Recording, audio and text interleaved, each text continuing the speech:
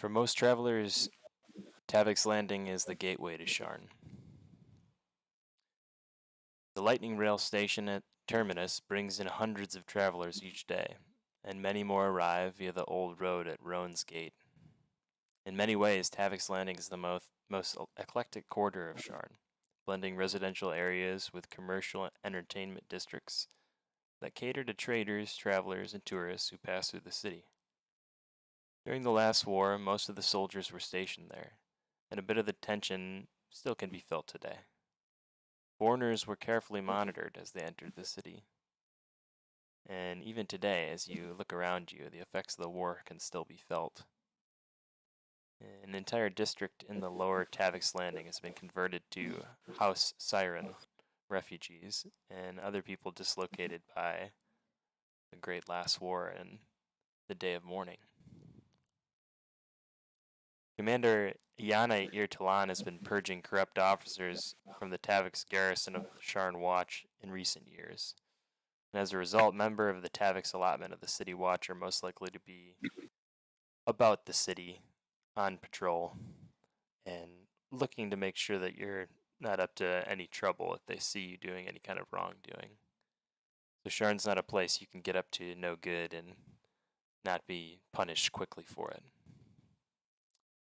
Sharn City Watchmen are also likely to be helpful to adventurers, and they're least likely to take bribes, practice extortion. They're typically honorable soldiers, and they're recruited for this purpose.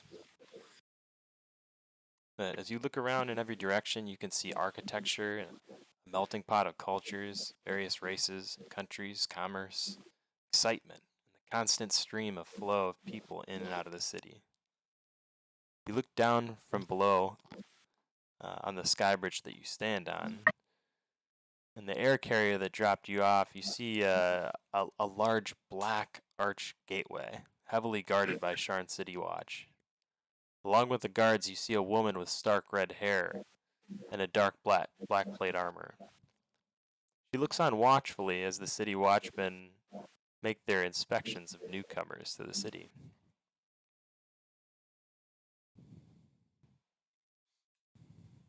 And let's see here.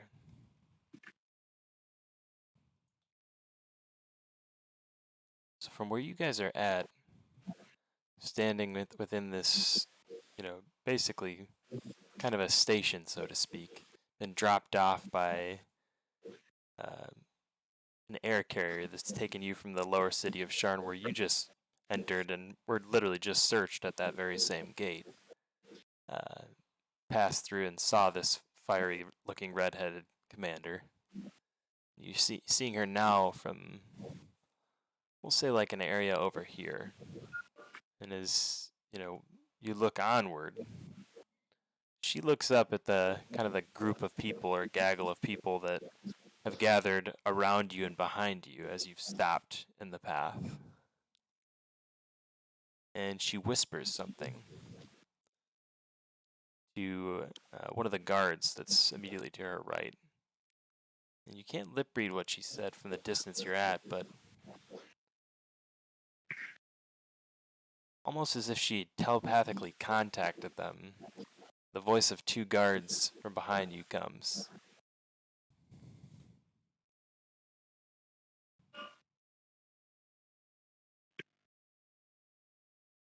You there!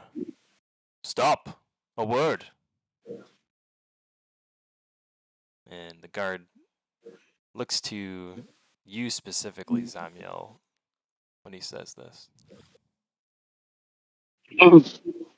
Zamiel kind of looks the guard up and down and responds pretty blithely with, is this some kind of profiling thing? Do we not look right? Do we not fit the bill here?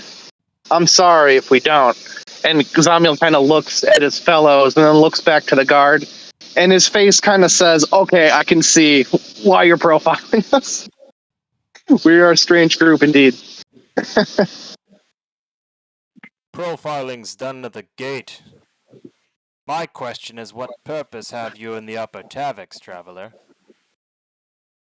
And the Upper Tavik Well, is basically the area you find yourself in now. The sky carrier that took you here, you paid them, to meet with Yorin at a bar in Tavik's Landing. So, if you're wondering what reason you have. well, as you might assume, my good city guardsman, we are here to secure employment. Why else? Well then, what's your trade? You're going to look at this group standing here before you and act like you don't know our trade, huh? No, but A mercenary! So Larry steps forward and says, all right. What's your name? Who's your supervisor?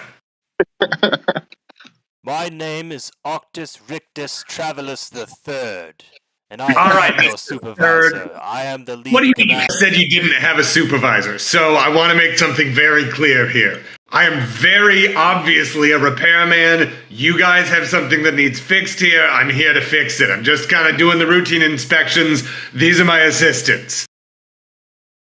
Assistants? And he looks like really curiously at all the weapons you guys are carrying in various They accoutrements. said I'm a mercenary! That one said he's a mercenary. Yeah, he doesn't know what that means. Don't worry about it. I like birds! And now he's just Yeah, looking see, back exactly. and forth between the two of you, back and forth. We're just here on some routine business. You've seen me up here before, right? You know, I come in, I install shit, I fix shit. We're all good. We're just gotta. Do you want it to be your responsibility when one of these valves blows and it sends your entire thing sky high? Well, that doesn't sound like it would be good. No, absolutely. And are you going to be the one that's going to go check those valves to make sure that they're not about to blow up? I don't have the. Well, Yeah, exactly. Now you see this big wrench here. This big wrench is going to keep this whole place from exploding. Now, if you'd kindly let us pass. and his face is just beet red at this point. Steaming out of his nose, he steps aside and bids you pass, and begins ordering the little guard that was standing next to him around while he's chuckling quietly under his breath. All right, come on, boys, pick up those wrenches. Bids you pass. Have a wrench! And as you step out onto the sky bridge, you can see that below, and there's no railing here, it's a huge drop to the lower city of Sharn below. And this is basically where you just came from. Quite a height. The trip was rather quick, but it wasn't cheap. Luckily, it did not come out of your starting gold.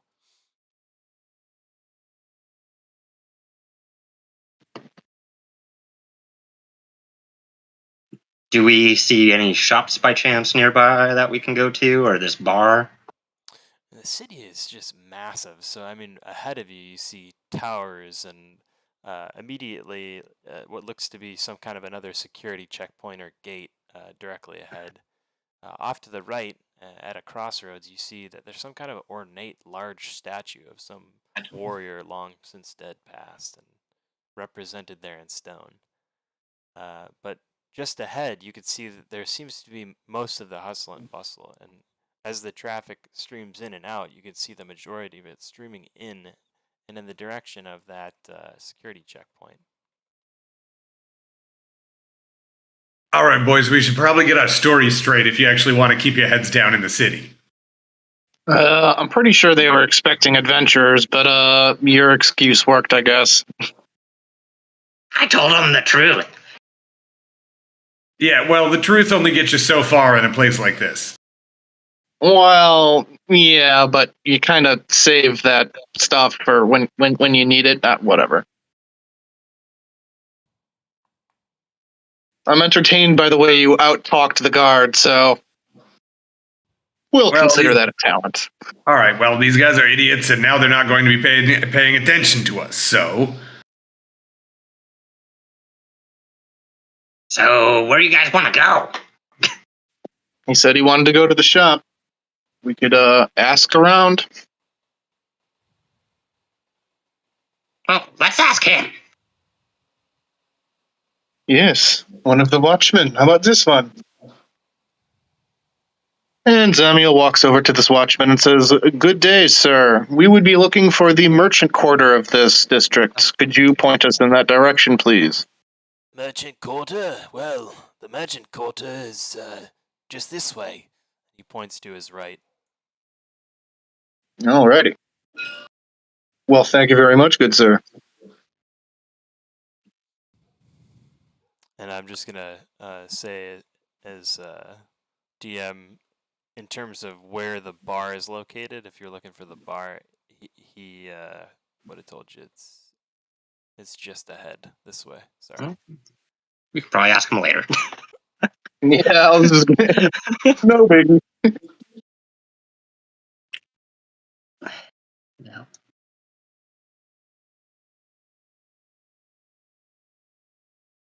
Seems like this is the spot. Oh. Down the stairs. Oh, I fell. No! Oh,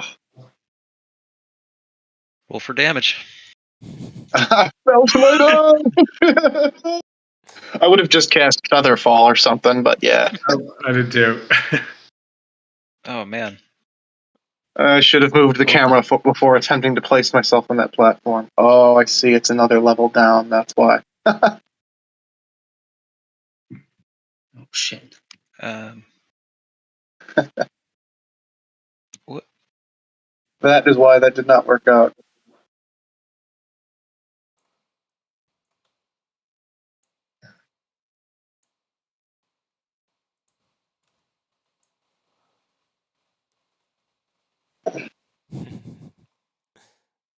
A lot of stairs.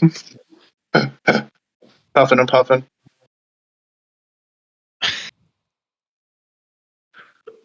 Did you? Do I see any stands that might be selling like any alchemical types of like poison or acid by chance? Well, you see an interesting looking like turquoise hut, and it's got like a strange smell coming out of it, and also a strange, noxious looking yellowish green smoke coming out of it. Okay. All right. Can I go and head that direction Sure. and walk inside? And then when I do I see anyone that works there, or is there anyone working in the back by chance? There is a back. When you walk up to the little wheeled cart, you start to ascend the steps, and as you do, someone barks at you from the opposite side of what looks to be some kind of a dimly lit countertop area, but you can't see whoever's barking at you because they're obviously not tall enough to make it over the counter. Neither am I. Wait out there. I'll be out in 1 minute. 1 minute. A little I'll be waiting. A little door pops open, and out steps a small, tiny little goblin. He's only about 2 feet tall, we'll say. So just about as tall as you. And he says, All right. A customer. What can I help you with? Do you, by chance, have any poisons that I can use to kill some rats? By chance? Rat poisoning? Just simple rat poisoning? Yes, of course.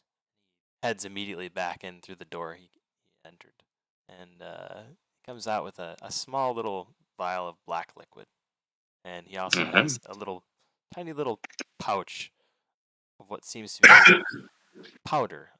Although when you feel it, it feels dense like sand. Can this take down something larger?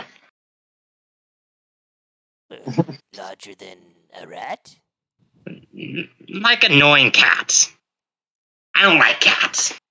Do you want rat poisoning or cat poisoning? I have both. Let's go with both. How about some simple arsenic? That always does the trick. And he grabs from right off the countertop He reaches up as much as he possibly can on his tippy toes, slides off this rather large jar of arsenic. Says that he'll sell Awesome. it to you in quantities of single gold pieces. So Ooh. shows you the size. It's roughly the size of a half a cup. And Okay. he tells you for that it'll be a single gold piece. So each vial or so is a single little piece. I charge extra I'll for the take it. vials. I'll take 5. He tells you for 5 he can he can give you that for 5 gold pieces, and he'll take a single copper piece for each of the vials. I'll also give him an extra 5 gold pieces on top of that. And as you do so, he bows to you and tells you, apologizes for, asking you to charge you for the vials and things like that, and says that visitors aren't typically this kind in the city.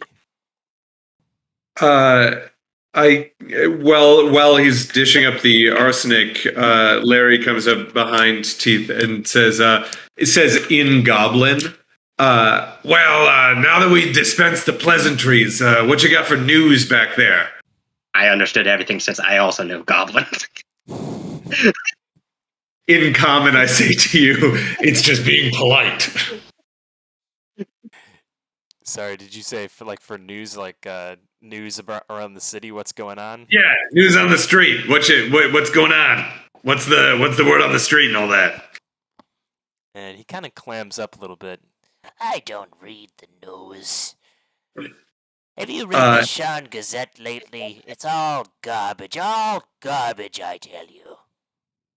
In Goblin again, I say, I'm not talking about the news you read.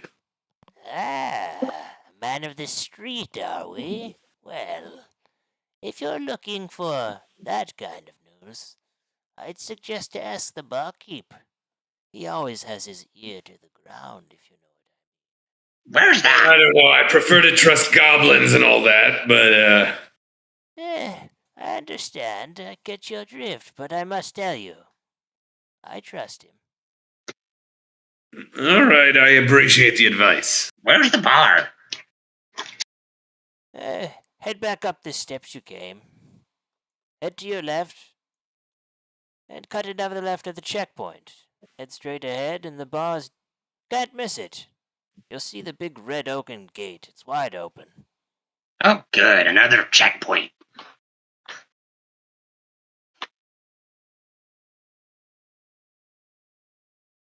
And I'm going to go ahead and take my leave and walk out. The city guard does seem to be on watch for something.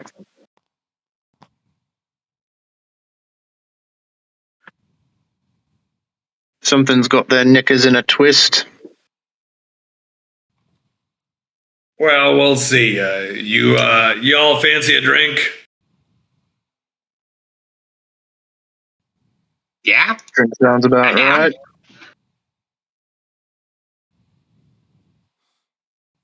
So we're going to the bar? Might as well go. Yeah, we might as well go to the bar we were meant to meet our contact at. All right. Oh man, I can't get my mini out of there.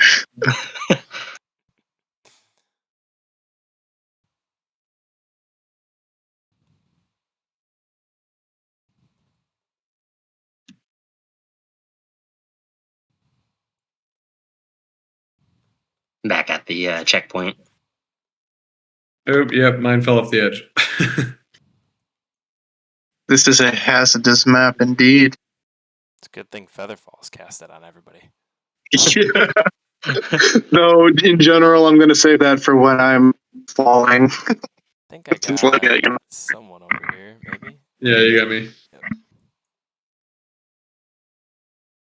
Vanessa and Kevin. You said the statue over here was a warrior, right? It is. Do we by chance know who it is? It's Can I actually, run up to it? Yep, go ahead and read the inscription, boy. it's actually Metrol, and it says Metrol, the great warrior from the nation of Sire. And curious to see a statue from the ruined city, but this is actually not all that uncommon. When the day of mourning occurred, Sire was known for being, rich with culture and art, sculptures, and things of that. And for that reason, relics from the city of Metrol and the city of the nation of Sire are quite valuable and also quite difficult to find. So this is most likely a recent acquisition placed here. Okay. And you All right, see, I'm gonna keep on going to the bar. Must have paid a lot to move that out of the Mournlands.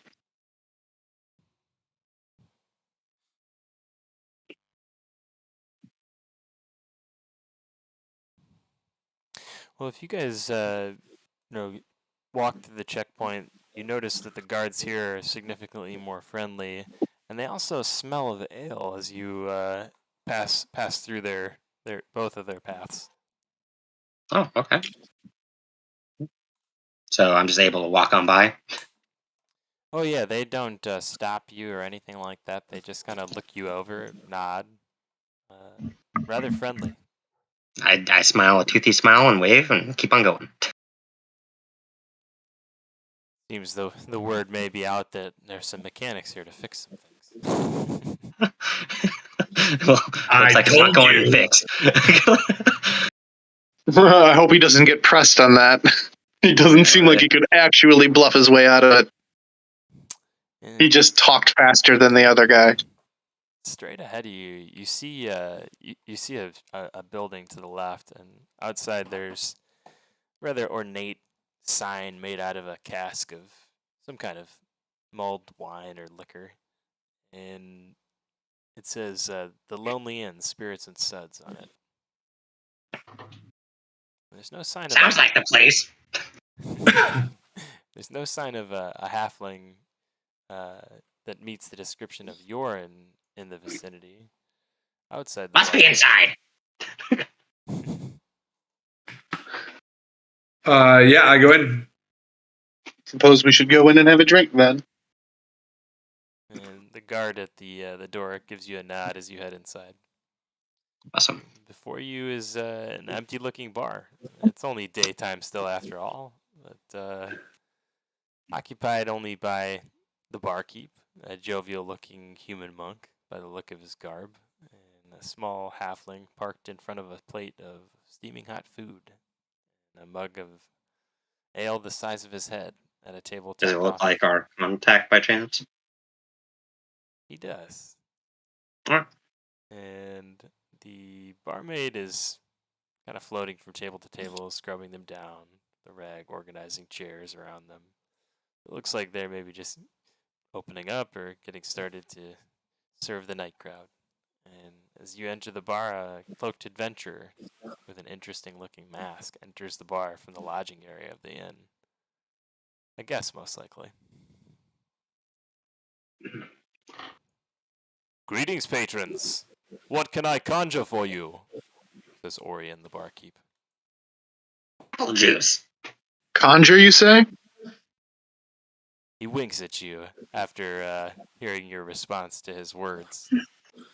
Mere play on words. I'm no sorcerer, but a mean act in the kitchen, I must say. I see. I took that line literally, and Zamiel winks back. I just want apple juice. Apple juice. Well, we'll see what I can do about that. Looks under his counter and apple juice, apple juice. He pulls out an apple, takes a mallet, smashes it, and he takes Dinner and show. takes a like a flattened piece of cardboard or wood. You're not really sure what it is, and he scrapes it across the countertop, squeezing the liquid from the pulped apple into a small little mug, just your size, and slides it across the counter to exactly where you're standing. I grab onto it and start sipping from it and start walking my way to our contact. Have we seen our contact yet? Yes. Yeah, there's really only one guy in the bar besides the lonely hooded figure, and it's this interesting looking halfling that looks like it could be your contact based on the description that you have of him. I'm sorry, one guy in addition to the hooded guy? Yes. Yep. Yeah. Got it. Okay. Can I roll insight to see if this hooded guy is something that I would want to keep an eye on? Yeah, absolutely. I did not roll well. That's a 7. Well, with a 7, you feel something's not right about him. I'll say that.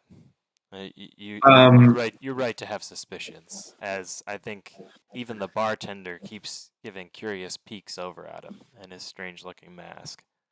With that, can I roll Arcana to get a read on his aura or whatever? See if he's a magical kind of guy. Mm-hmm. As we walk over to our contact, I'm going to send my beetle over to crawl into his cloak. I mean, it's tiny; it's the size of an actual beetle. So I just kind of leave him on the bar, and he crawls over and just sort of finds him. The goal is to have Kevin just hang out in his coat. Seems like a useful spying tool indeed. I don't know what you're talking about.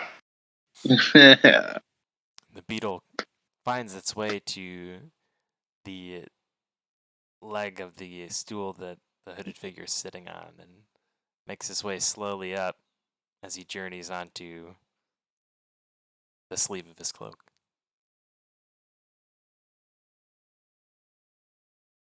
While that's all happening, can I engage who looks to be our contact? Engage away. Oh, the contact, the halfling. Mm-hmm. And what is the contact's name again? You're in Deagalanda? Deagle? All right. All right, I'm gonna walk up and you're in Deagalanda. Sorry if I said Deagalanda. that. Yeah. I'm gonna sit down right in front of him and I'm like, "Hey, Deagle." I'm going to sit on the other side of the table just to complete this idea that when any human-sized figure walks up, this looks like the kids' table because it's a halfling, a goblin, and a kobold. Oops. Who is Deagle? And You are Deagalando, right?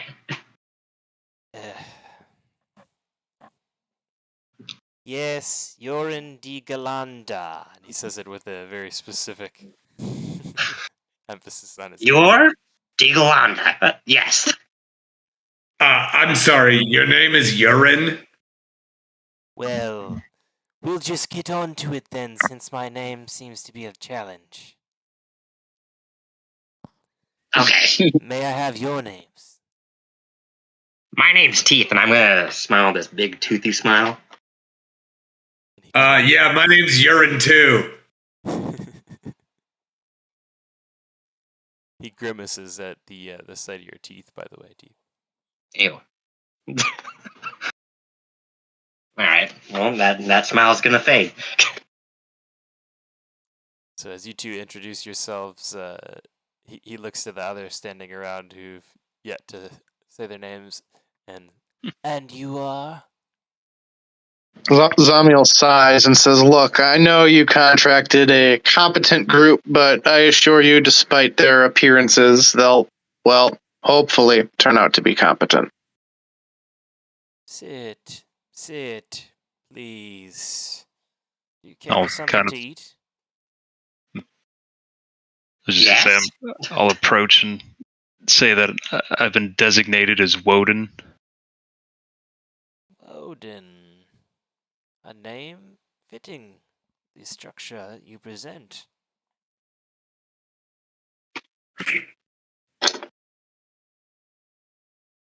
So, what's the job? Yeah.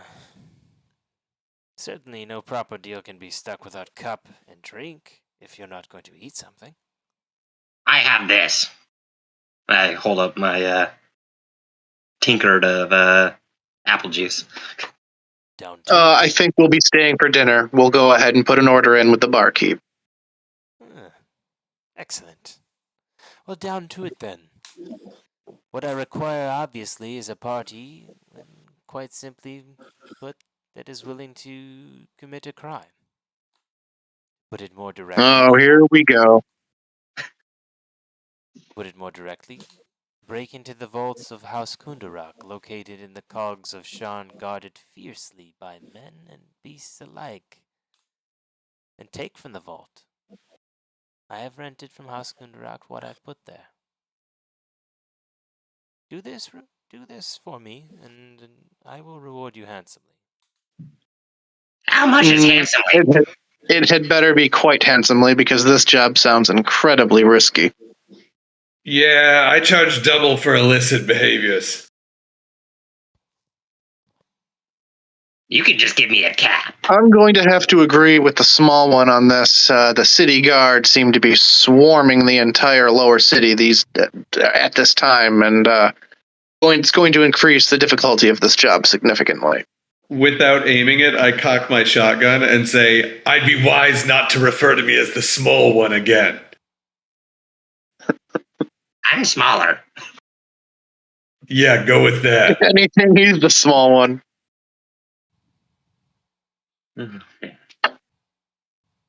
I mean, I'm fine with it, but Vanessa takes offense.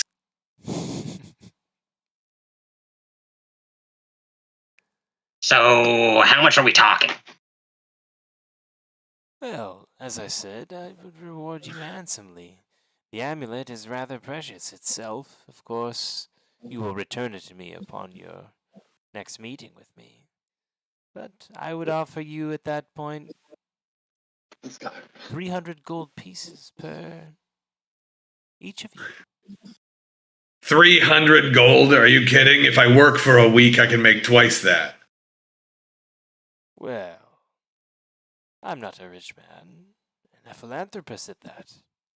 The money I Well, intend to you are use requesting work for a rich man's job, if I would say so. on the contrary. I have a rather large You take out insurance a difficult policy. contract. Go on, sorry. I have a rather large insurance policy taken out upon that which is in the vault.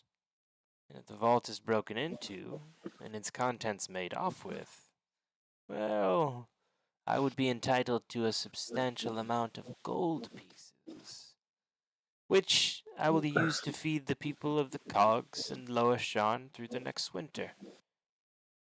As I said, Yes. I am a You have to philanthropist. assure us of your philanthropy.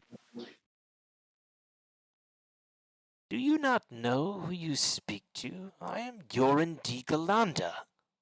Yeah, we already laughed at that. Well, no, we don't exactly know. So if you have a story to tell, feel free. You really don't know who I am, yet you came all No, this we way are to quite meet new to the city, and we are not familiar with the, important locals or anything really. In that case, a brief introduction.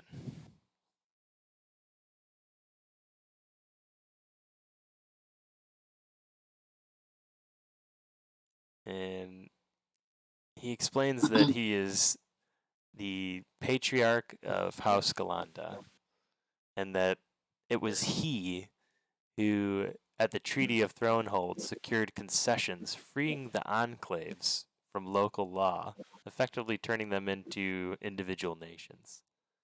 Galanda has no issue with criminals or people who are on the run staying with them as long as they pay their bill. And anyone who's wanted by the law can escape by visiting a Galanda enclave. So basically, he is a kind of a bender of laws, Hmm. and he's taken up occupancy in all sorts of places all over the nation of Corvair, and each of those places is basically its own nation. For that reason, he's a very powerful man. But rather than what your typical, powerful person in the city of Sharn or in the greater nation of Corvair itself would normally be like a tyrant and selfish, he's actually rather charitable, and he's known for having saved smaller areas of the city from massive amounts of poverty in years past. And he's not even a member of or a citizen of Sharn or Breland, for that matter. Just taking care of people all over the place. Okay. While this is all happening, can I switch seats to this side? And can I make a perception check on the hooded figure with the mask and see if I see any sigils or anything that I can recognize? Yep, go ahead. All right. Oh fuck! Nothing. I got a 4. I saw that Zamiel made his Arcana check too, so I'll tell you, Zamiel, you get the read off this guy that he is extremely magical. I had a feeling. If that was your only question, but if you want to be more No. specific, I will be more specific too. Well, I mean, yeah, I wanted to get like a read of his aura. Is it like, does it seem evil? Does it seem well intentioned? Like, just a general vibe check. I won't say you're able to get that from an Arcana check. I'll say that you can see that his magic is powerful, much more powerful than yours. Okay. And for that reason, you mark him as someone to be respected.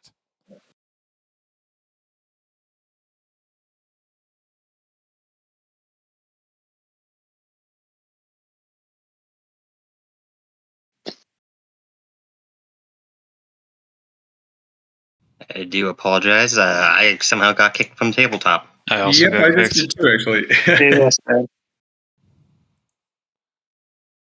Oh, that's fun. It do that sometimes. That's just Steam loving us all right Yeah, now. it looks like you need to re-invite me. Oh yeah, I gotta reload too. Oh, jeez. Damn. It happened to us all. Oh, this Oh, might be man. tabletop. Yeah, the whole thing just kicked. Oh, man. All right.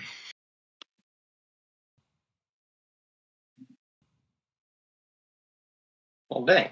You may have to take an early break on that one. Yeah, you know what? That's a good idea. Let's just take a quick 10-minute break. We'll take our 10-minute break now. Usually take. Everything should be working again by the time we come back. Usually it is when this happens. All right. Well, 10-minute break then. Okay. All right. Cool.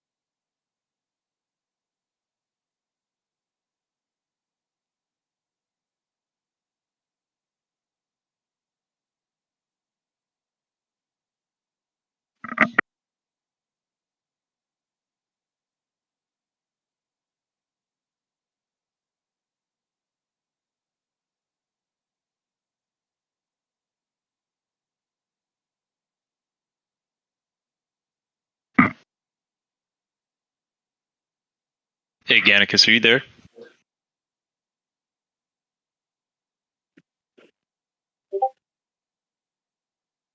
I'm back.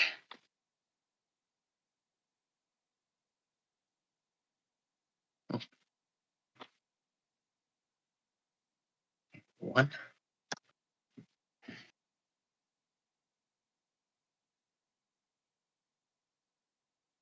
Cool. I'm well back in.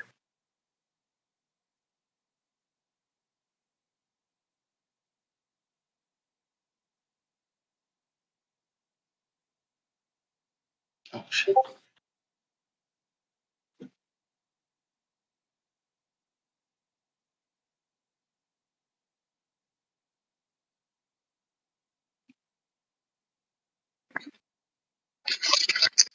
Hey guys, is there a server password for the tabletop sim?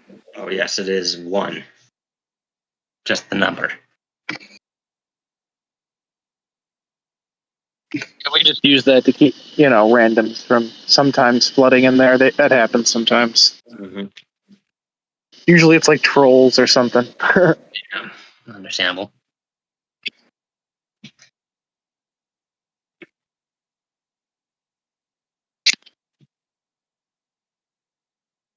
Ooh. Everyone loading in? Yeah, I'm here. Cool.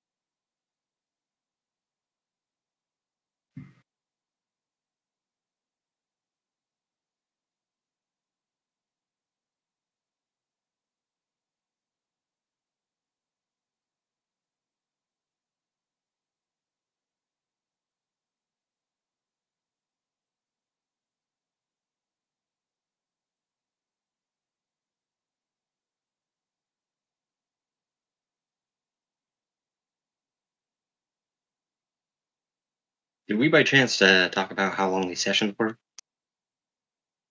Were they 2 hours, 3, 4? I want to say they're 3. I think that's what I saw. Cool. All right, 6. I think I missed that one.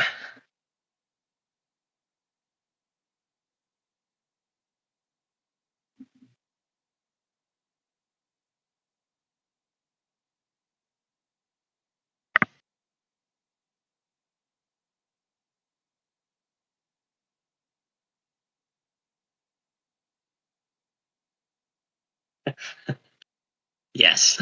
I was like, as soon as we loaded in, I was like, all ready to play. I was like, how do I roleplay a Warforged? Beep beep boop boop. I know, I was like, Yeah, everybody's so I wasn't talking. I was like, fuck. You're talking to the right guy.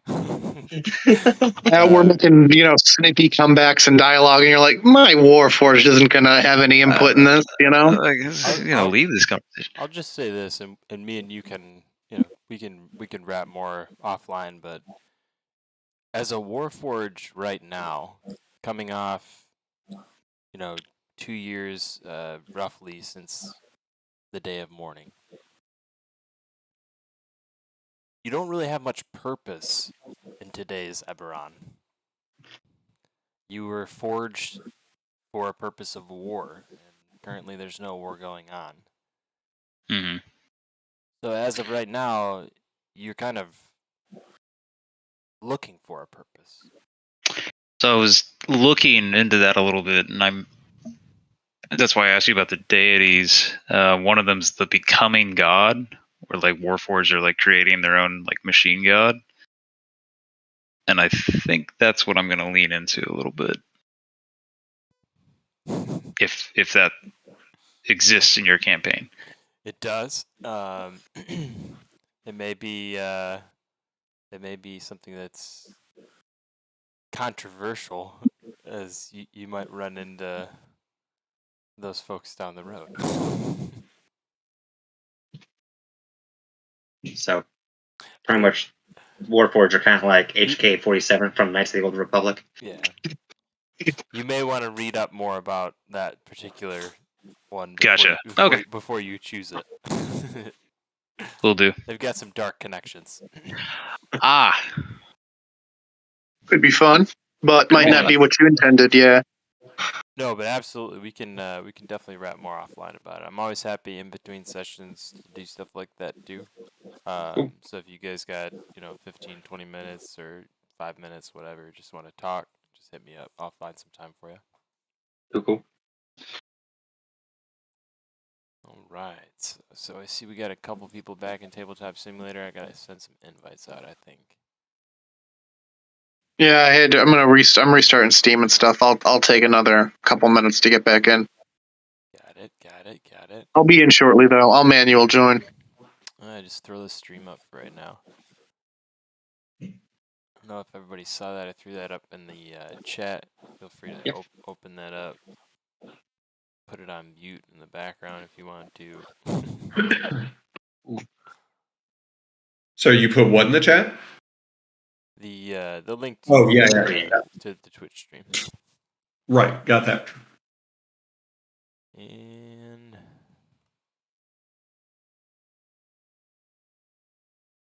got Jordan here with us now. So Jordan, let me get your menu for you real quick. Hey guys, sorry I'm late. I was having a hell of a time with Steam. Yeah, hey guys, we all work from myself. Sorry I'm late. Does that I was having sometimes. a hell of a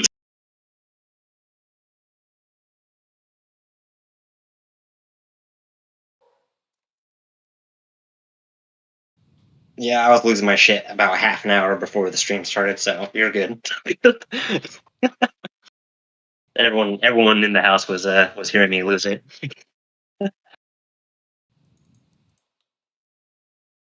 Yeah, I'm sure I sounded very similar.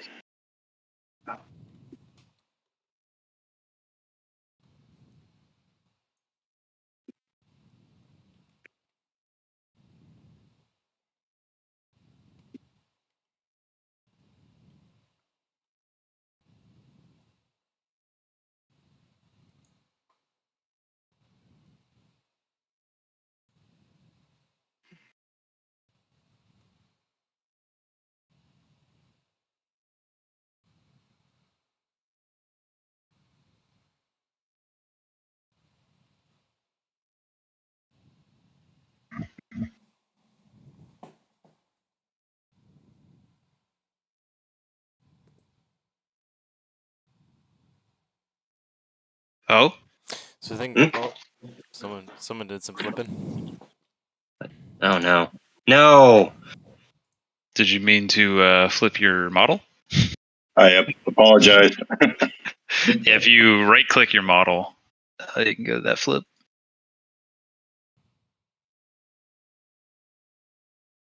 Got it.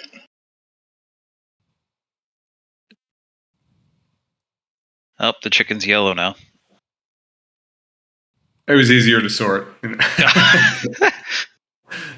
I can identify all the yellow things much more easily.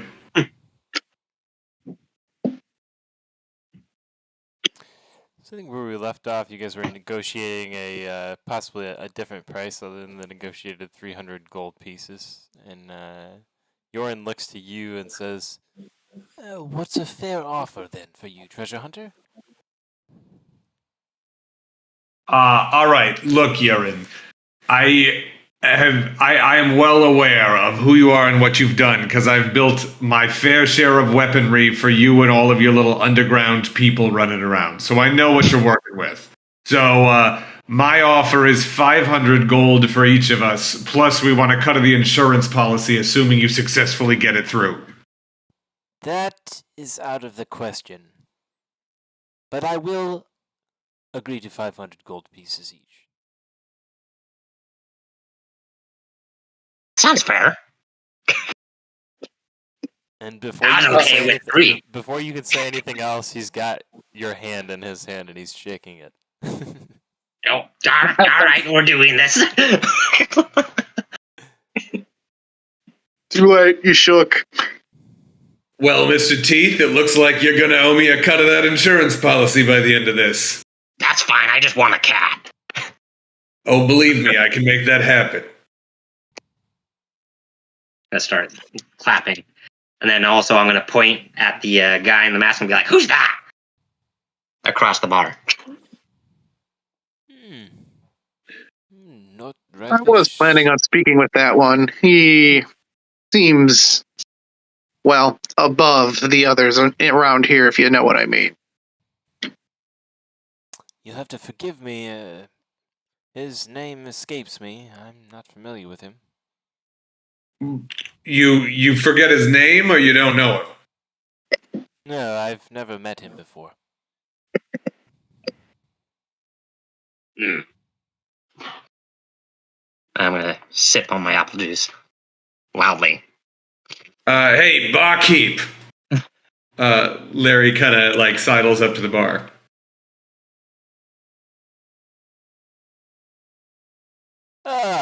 Back for another drink then.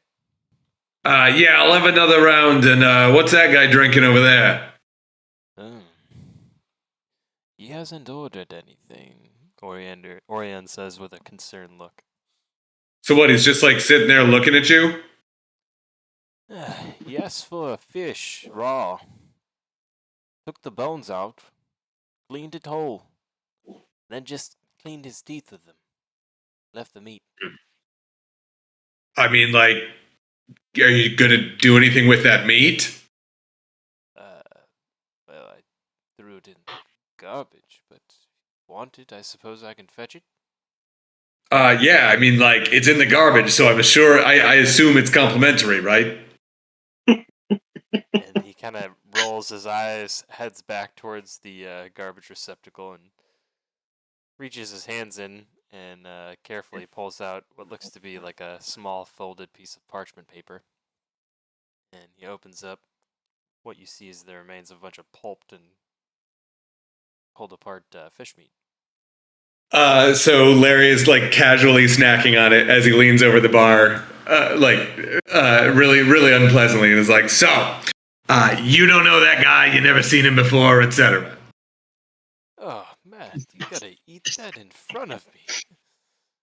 Well, this is a restaurant, right? I can cook you something.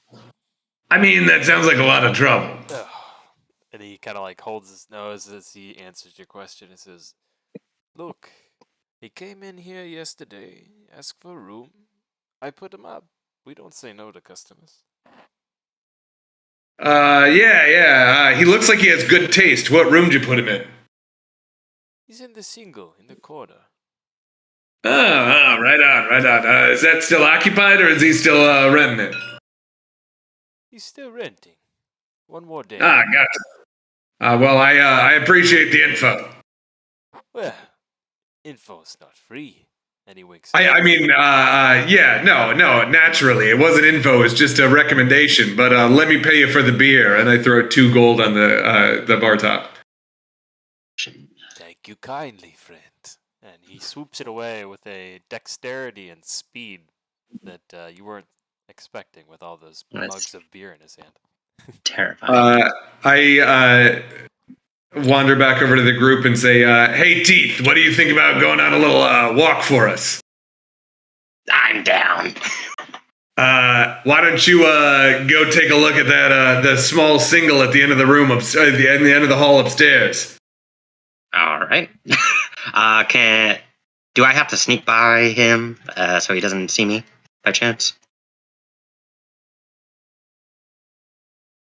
Yeah, go ahead and roll a stealth roll. And also, before I forget, is Kevin still on the hooded figure's shoulder over there? I didn't want There is. All right, just checking.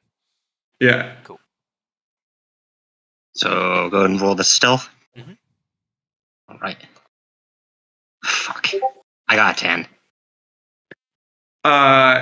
Can I cause a distraction and help him? Yes. I I turn to the Warforged, which is like 5 times bigger than me, and say, "What the hell did you call me?" And I shove him over a table, making sure that he like takes out a couple of chairs while he does it. Roll a performance check. Oh shit. Not my best. Let's see. That's my stealth is my best, and look what I got.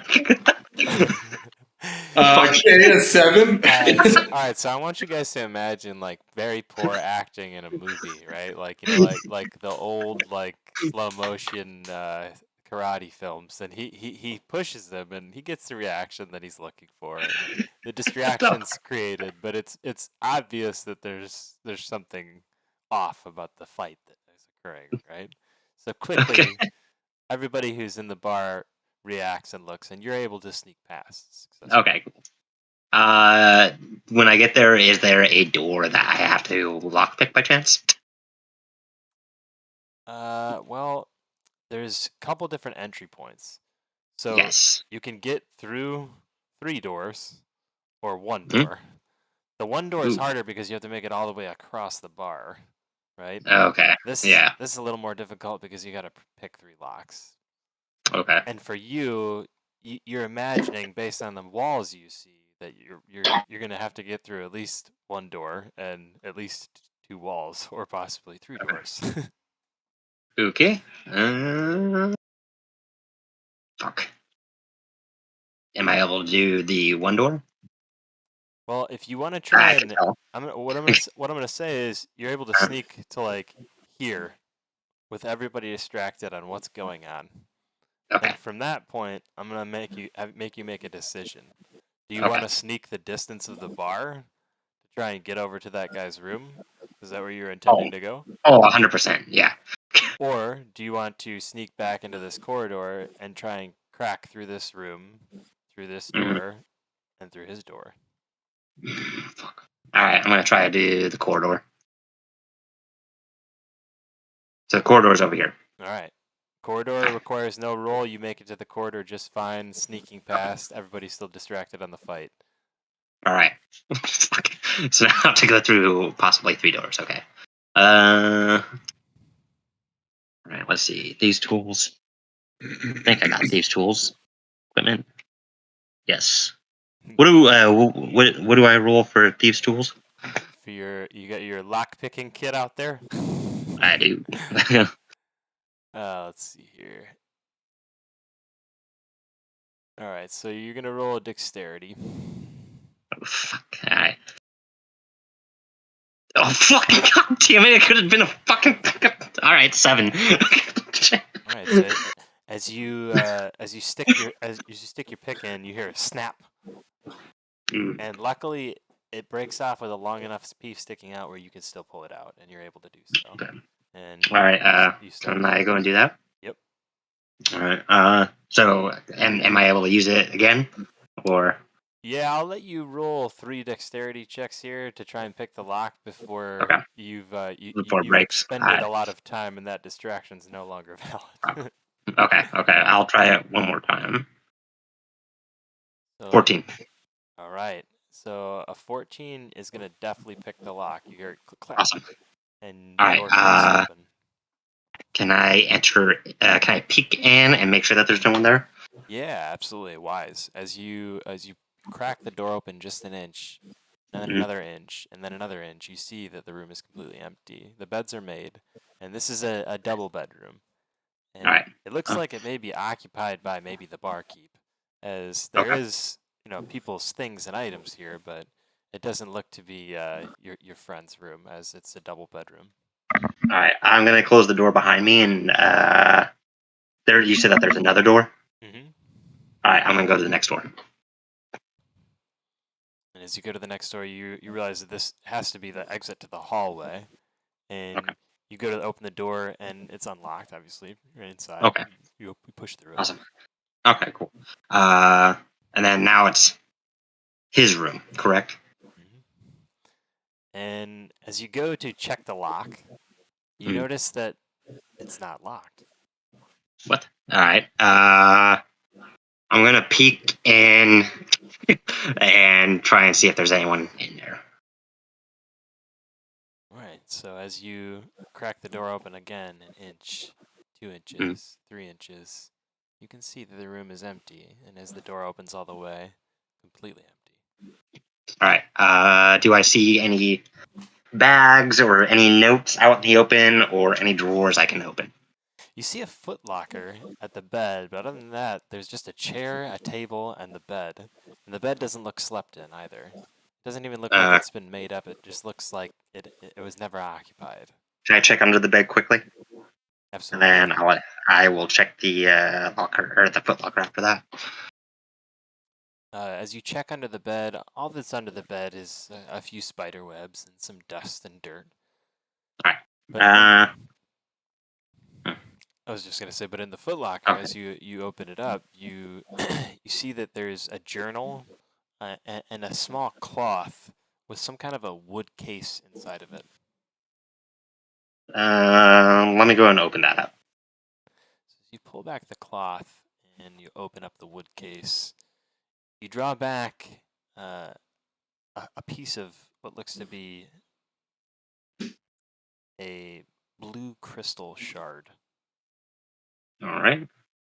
And And it's flat and okay, go ahead. it's flat in its nature, but as you pull it out and it touches your fingertips, you start to feel some kind of energy pulsating inside of the crystal, and immediately, you know, you're cautious about what you're doing, as you know it's almost like you feel a small amount of electricity flowing through you, and your sense of surprise has grown quite a bit. Well, I'm gonna go ahead and pocket that. And can I open up the journal? Is there writing inside? As you open up the journal, you see that there is indeed writing inside, but All it's right. Well, I'm not even gonna bother. I'm gonna pocket that also, and I'm gonna get out of the room. The one thing I'll note is as you opened up the journal and recognize that there is writing inside, it was writing that you have no idea what language it is. Not a language that you've seen before and don't know. A language you've never seen in your entire life. It's not a type of thieves' camp. No, it looks like it's some kind of All right. rare etching or interesting looking, almost Hey, like well, it's, a like an Egyptian writing where there's small little, Hieroglyph. hieroglyphs, small little okay. pictures and paintings and things like that, and then followed by characters and lines and other little textures that you're not sure what they are or what they mean. Okay. Well, I'm gonna go ahead and pocket that also, and then I'm. Is there anything else that I can tell that's within the room that I could possibly check, or? Other than Yeah. that, the room's empty. All right. Well, I'm going to go ahead and close the door again. You said it was unlocked, correct? Mhm. All right. Cool. I'm going to close the door. I'm going to walk out, and I'm going to go back the way I came through the other room, lock that, and then go back out.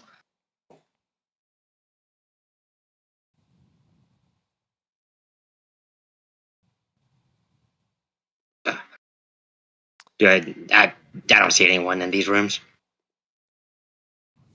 Let's see here.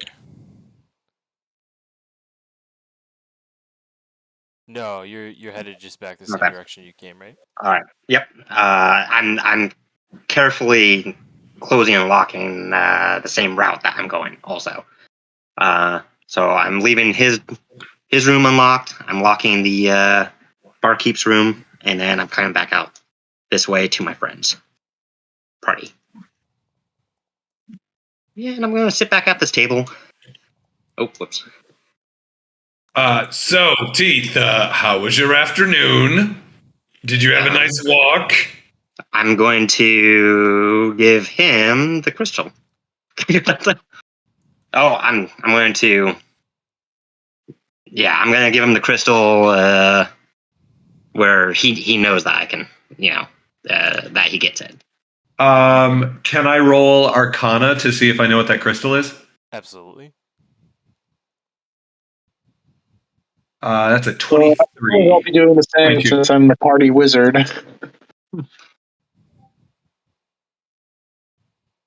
Ooh, damn. Well, your card is pretty good. Teeth, when you give it to him, can you and I'm sorry to do this to you. Can you tell me a little bit more about how you give it to him? I'm gonna give it to him, so it's kind of like a sleight of hand, so that he knows that I'm giving it to him, but so that no one else knows. Okay. Can you roll sleight of hand for me? Yes, I can. Fucking shit, 7. Oh, It almost seven, landed on a boy. 20.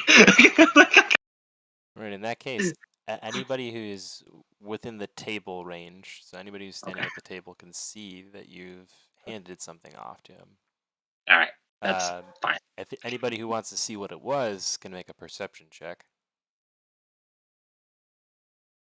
Can I potentially, just based on the fact that he was trying to be sneaky, can I potentially use stealth to see if I can cover up that drop? So at the very least, I can like vanish it before anybody notices too much. I'll let him roll again. I'll give him advantage on it. I'll say Okay, you all right. assisted. Or you can just roll sleight of hand if you want to. I'd rather he did. If you're, I'd rather help him. Yeah. Yeah, he's got the +5. Oh, 19. There you go. All right, so your assistance, his cup of the hand on top of it makes it so. Yeah. Oh, careful, buddy! You almost tripped. You're not able to see what it is that's given, but Woden, based on who you are, you know exactly what that is, and for that reason, I'm gonna send Larry, Woden, and Teeth a message about what that actually is. Ooh.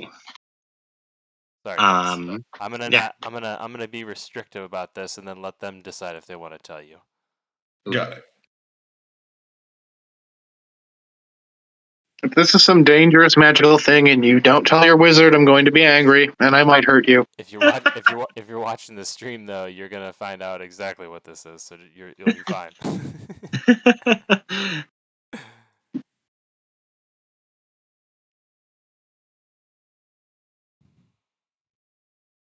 I got everybody there.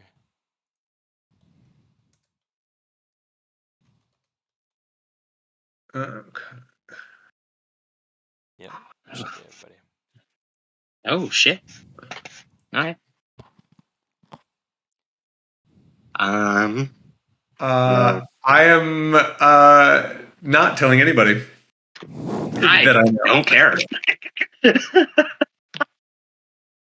just like, cool. All right. But what I am gonna I am gonna say to everybody, so we have a reason to believe that our friend at the end of the bar is of questionable morals, let's say. In While he's saying that, can I walk up to? I'm sorry. Which one's the wizard? Me, Samuel. All right. I'll walk up to you and I will give you the book, though. Be like, here you go. Also, You just dump it on me. Also, a sleight of hand. Yes, I'm gonna slap it on you. Okay, I'm like, what? Do you want me to hide this? Like, what? Okay, Yes. can I hide it in my cloak? I guess. All right. All right. Can I also do a sleight of hand for that? Oh, absolutely. All right. Finally, 11. I'm rolling perception to see if I notice that. Oh, nat one. I'm preoccupied.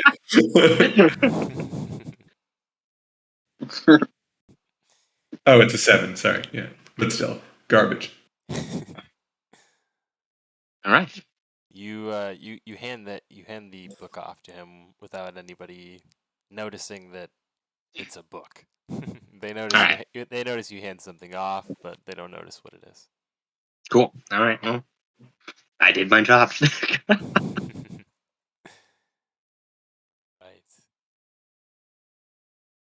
And Now what? after hearing your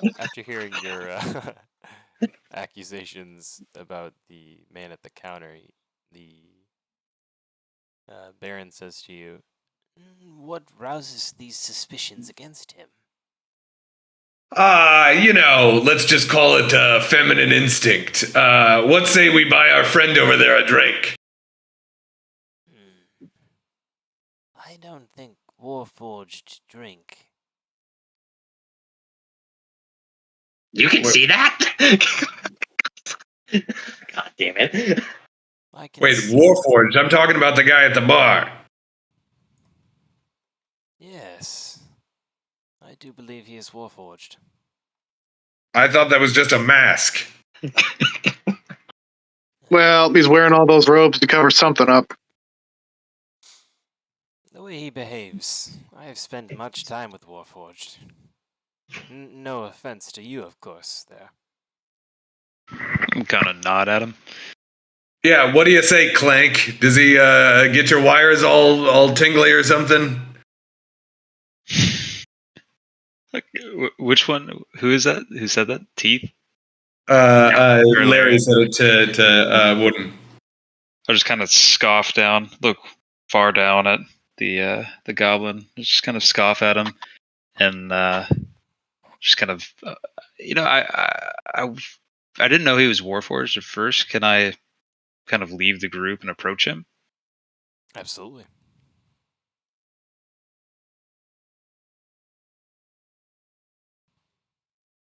So Warforged, they don't consume alcohol, right? They're not able to, or No. same with food and stuff. Okay. No, yeah, they don't eat, drink, or sleep. Okay. I'm just gonna kind of hover at this point in the bar, and No, can I? Oh, go ahead. Is there anything that I would recognize about like his apparel, the mask, any kind of like military like ranking garb or anything like that? He's not familiar in any way. He's just very curious looking, and obviously it's strange for him to wear a mask. Most Warforged, may wear a helmet or some kind of armor, but to wear a like a Romanesque style mask is kind of strange for a Warforged for sure. Can I approach him and just remove my helm and ask him what the function of the mask is to him? And as you remove your helm, he turns to you, hearing you regard him, and says, "The mask's function is simple, to hide what is underneath." And he turns away from you, coldly.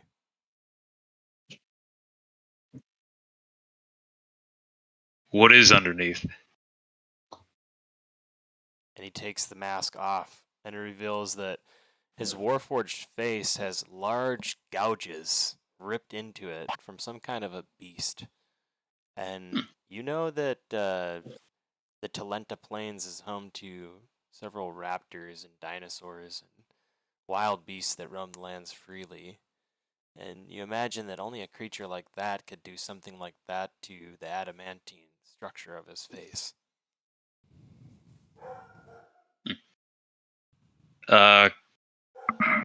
What manner of beast did this to you? It is not a story I wish to recant.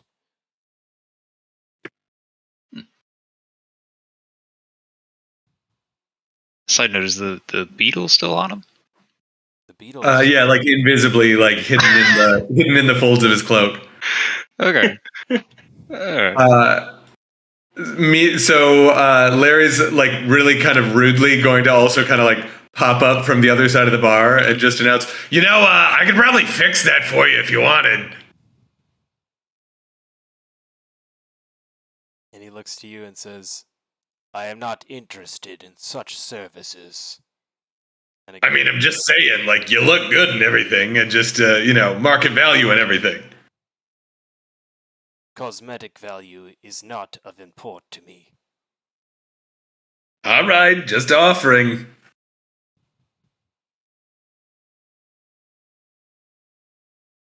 No response from the large metal construct. So, as much fun and personality as two Warforged at a bar. Hey, that sounds like a joke, right? I turn to the bartender like, so two Warforged walk into a bar. And Orion gives you this laugh. And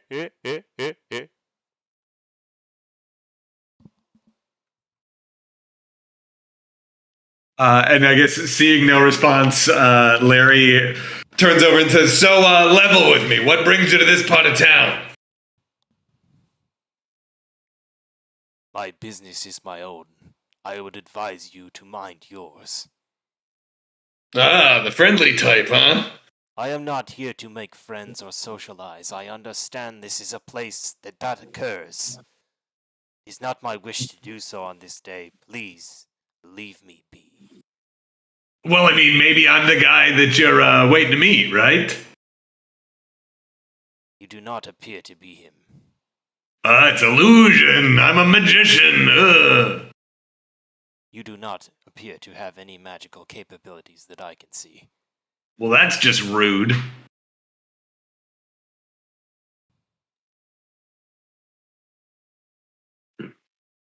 All right, so Larry kind of moves himself a little further down the bar, but is definitely still listening. I'm going to go and sit next to Larry. Are you sitting, Larry? Or Oh, yeah. okay. And I'm going to order another apple juice. Woden, the Warforged turns to you and says, "Your companion?" And he nods over to Larry. For now.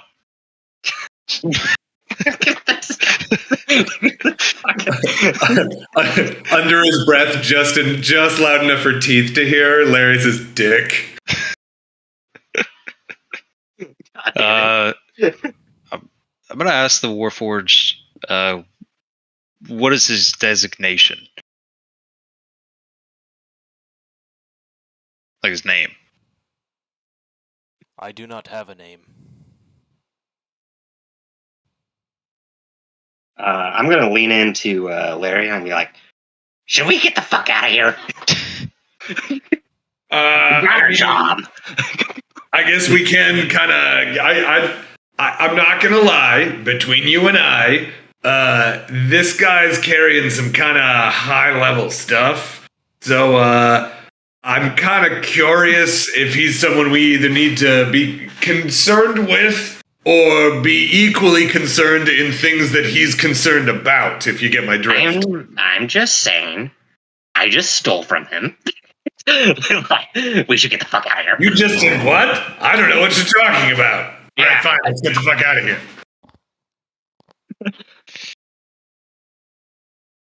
I'm gonna walk away. All right, yeah. So I rejoin the group and say, well, shall we sally forth and all that? Yeah, we probably should before that Warforged over there steps on you. Oh, a short joke, huh? Hilarious. Huh. He could easily do it. That's all I'm saying. All right, well, let's get the fuck out of here then. And I'm going to kind of wave at Woden on our way out. Like, let's go. Mm-hmm. I'll just give the unnamed Warforged a so long, comrade, and rejoin the friends. Odin, what's your Alright. what's your passive perception? Good question. One sec.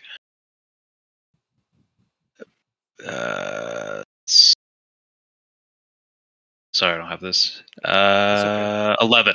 I want to say that you get the sense that this Warforged has either lost his function, what he's Mhm. supposed to be doing, like many of the Warforged, or he has a very specific purpose in mind that he does not want to share with you. And when he asked you specifically about you traveling with Larryander, he did so point at Larryander, but he was kind of more beckoning towards, I think, the whole group as a whole. You travel with them, you know, that's your companions over there. And Mhm. you got the sense that he gave you a mark of disapproval after hearing that that was the case, even hearing that it was just for now. Oh, like he's looking down on me for traveling with him? I wouldn't say looking down. I'd say more so strictly disapproval. Less looking down, more so at a utter dislike of that kind of behavior. Oh, he's racist. He's just jealous I found function. Alright.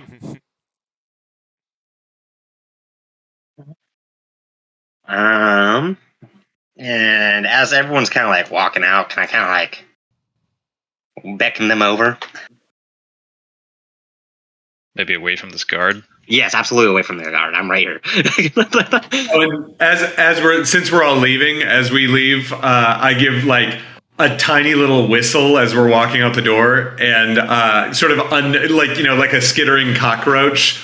The beetle crawls out from under the coat and flies out the door with us, and like lands back on my shoulder and goes back into my coat.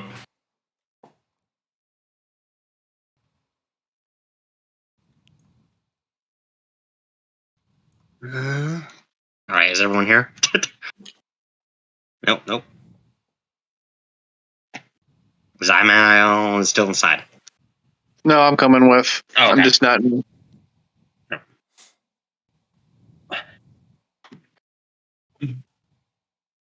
So, I totally didn't trust that guy, so I broke into his room and stole his shit. Yes, I'm interested to see what you stole. That guy was certainly He was a strange. dick. Are you certain they were his possessions?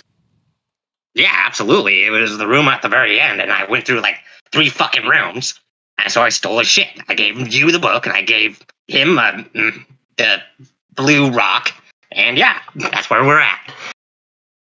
Yeah, so he had a dragon shard on him, which, unusual, non-standard, and like I said, people that walk around with these are not exactly the kind of people you overlook, I suppose. Do you want me to kill him? All right, calm down. Yeah, I get the sense 30 of you couldn't kill him. Have acid. Do they sleep? Do you sleep? As I'm asking Woden.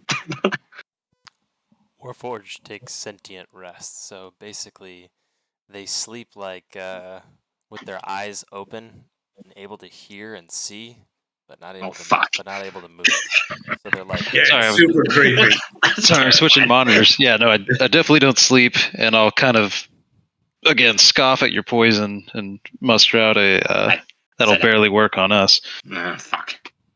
Yeah, you bought arsenic. I'm pretty sure elemental arsenic's not gonna hurt Oh a yeah, that's Warforged. right. I didn't buy fucking acid. All right. Everybody's really preoccupied with murdering this person sitting at a bar. So let's just calm down and focus on, the goals. As we're standing here, do I see any cats within the near vicinity? You don't see any cats in the nearby area, no. All right. Well, let's keep on moving on. So, should we check out the job? Yeah, I mean, we can definitely get on with this whole work thing. If standing around's not making any money. Well, if we're all going to do it, then I suppose it's best to get it over with.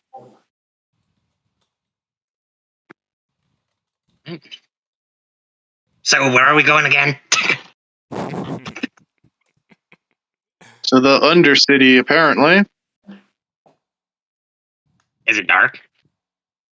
Yes, it is dark. Thank God. All right. Do we know how to get to the Undercity? Might have to ask for directions. Yorin, we'll just retcon that you guys asked him that. He explained where it is and told you Oh, that there's a tower, a spiral tower, that goes down and down and down. He says it's about a 30-minute walk. But after you reach the bottom of the tower, there'll be a lift that will take you down below into what is known as the area called the Cogs. And that's where the vault is located. And shit. he's going to take you to basically a back entrance where you'll be able to exit the lift, but you won't be able to get back up the lift. Now, Okay. the shaft will be available there as a exit path if you can find some way to get up it, but the lift will no longer be available for you when you go to exit. Okay. All right. That being said, before you guys head into this heist, I just make a couple of DM recommendations here. Mhm. You want to have some kind of an escape plan probably planned out going into this place. So understanding a little bit about the place itself and how it's laid out is going to be important. I'm going to give you the opportunity, without telling you too much, to do that without asking me any questions right now. So just sit tight. In terms of how to deal with what is making House Kundrax felt so difficult to penetrate, well, that's going to be a matter of your guys' sheer creativity and spell combinations and action combinations, right? But I will Awesome. say that you're going to need to have a specific plan going in order to be successful. And with that being said, that's my warnings. Right. Is there would I know with my contacts? Would I like know somebody around that would have been involved with the building of this vault? Well, you know also from a retcon conversation with Yorin that we can be expecting an inspector there today to talk about the structural integrity of the vault itself. There's a southern wall that's been leaking water recently, and pools of water have been puddling up in the corridors near one of the vault halls. And for this reason, the inspectors come down to do a full inspection of the east side vault. And that's the opposite side of where you guys are, basically, or where you're headed, where Yorin's vault specifically is. And Do we know where this inspector is or is supposed to sort of meet everyone? well, you don't know where he is. You know the inspection's taking place on the opposite side of the hall of the vaults that Yorin's vault's on, and you know that this could serve as a distraction, basically. He also told you that the reason why is because the guards have been shifted in a 60-40 favor to present a more secure and robust look during the inspection. So during the inspection, the majority of the guards are going to be on that side. So where you guys are headed, only about 40% of the normal guard is going to be stationed. Now, he also tells you one more thing that's very important. He explains to you that they go on a break for about 20 minutes. and this is half of that 40%. So at that point, only 20% of the staff is guarding the vaults. And he says that this is going to be your window, and that you'll have about, say, maybe 10 minutes from when you get dropped in the lift gate to get to that point. And we have a general idea as far as when that 40 minutes is? Yeah. He says that if you head out right now and head down there, it'll take you about 30 minutes to walk there, like you said. Head down the lift gate, and you've got about, like I said, a 20-minute window, and you'll have 10 minutes for when you hit the level I'm about to load you guys up on to get to this point before that break occurs. Now, from that point on, the clock's ticking. You have 20 minutes until the guard is full. Not 60-40, but 60, because the inspector is going to be back on that side checking things out on that side.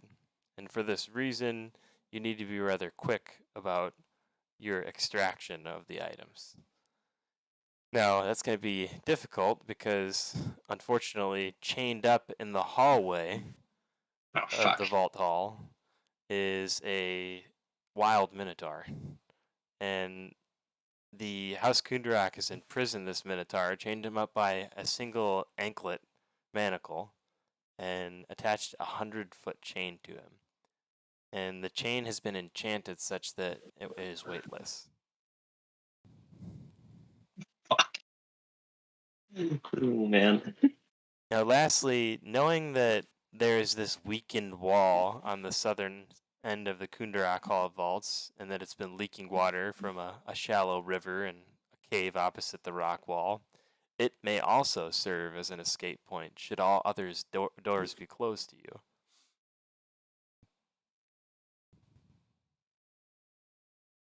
You guys want to go through the weekend wall? Um, Drown everyone while we're on our way out. Okay, so I guess for starters, hey,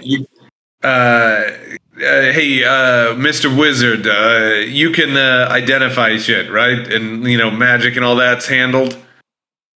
Yeah, handled. All right, great. So I got a thought. If I can get us into all of this, just using a little fast talking, I think that we can kind of get in and out. Y'all are going to have to do some serious damage control regarding Mr. Minotaur down there.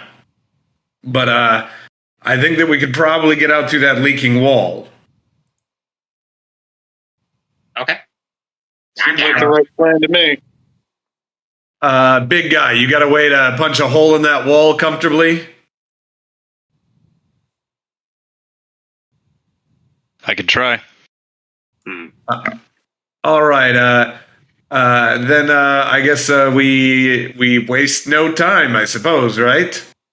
And Larry is going to go back and grab that captain of the guard that he intimidated into submission. And say, "Hey, I know you're just doing your job. Sorry for earlier. I mean, we're all just there's a lot of stress with all of your foundation issues and the leaking and everything. Everyone's on a high alert right now, and my partner's on the other side. But I need to go down and check out the east wing so we can sort of collaborate in our repair. So I'm going to need an escort down to that east wing, pretty much stat. The other inspector's just waiting on me. We've got to get down there in like the next 10, 20 minutes or so. All right, go ahead and roll persuasion. All right. Oh, fuck. And I don't have any way to amend that, so I rolled a 6. Unless anybody wants to help. Yeah, I'm pretty sure I already told him I was a mercenary, so that was going to have to be someone else. An escort? I can't expend it commanding right now. Besides, if you're headed down there, there'll be city watchmen to guide you. Just ask one of them. Well, okay. Then how about this? Do you have any? I don't want to have to run into a. This is a time sensitive issue. Do you have like a writ of passage so we can get down there and past the, and like the guards just know where they are working? Shouldn't you have that? You're working on the city. Not from you. Could I step in and maybe do an intimidation check? Just telling him that his services are required and that this being time sensitive, he's the fastest option that we have. Absolutely. But could I like impose myself over him a little bit and do like an intimidation check on that? Mm-hmm. Perfect. Sorry, I'm getting used to all of this. You're all good. You guys are doing. It's gonna be a marvelous. 19. Oh, Looks- nice. Holy looks shit. Looks like you're getting used to rolling good. 19 is going to pass his check, and you are going to intimidate the living shit out of him as he sees you looming over him. He immediately starts to stutter, and I suppose I could put my stamp on it. And he takes out a piece of paper and immediately puts his little seal on top of it. We appreciate you being so, easy to work with. Gentlemen, shall we to the tunnel? Yeah. All right. Go into the tunnels. Okay.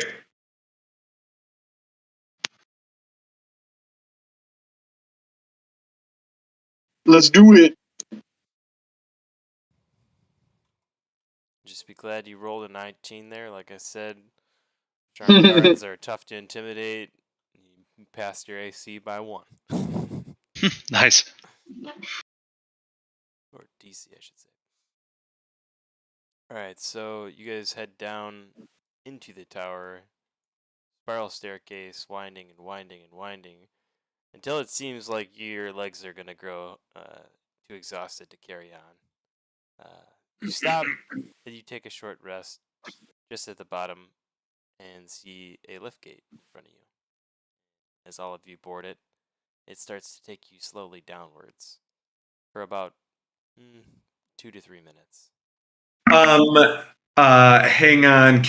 How far, do we get a sense of how deep the lift gate goes? Based on the speed at which you're traveling, you're thinking that you're probably, I would say about 100 feet submerged into the cogs.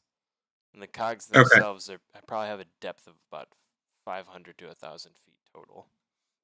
And can I, you know what? I go ahead and keep going. I'm going to ask you a question in private. Sure. Just for better storytelling.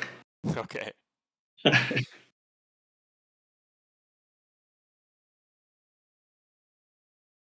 Feel free to continue on.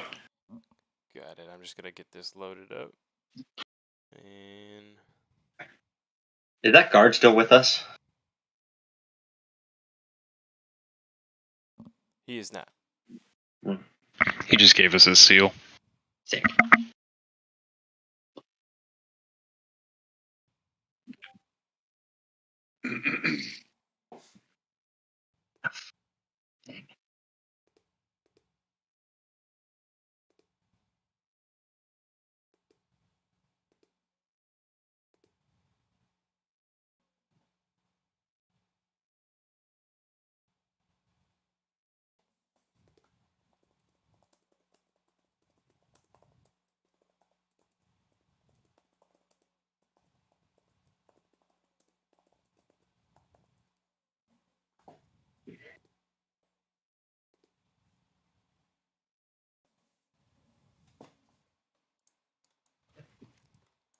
Shit. And as you feel yourself go down 100, 200, 300 feet, roughly, you hear a ka-chunk, and the lift comes to a halt. The gate opens, and before you is what looks to be some kind of a restricted path. Now, when the gate operator lets you off, he immediately says, "You won't be coming back up this way, remember." Is there anyone else within the lift? Nope, just the lift operator and you guys. All right, never mind. I was thinking about killing him. These are the things we must ponder in D&D. You're completely fine. He lives another day.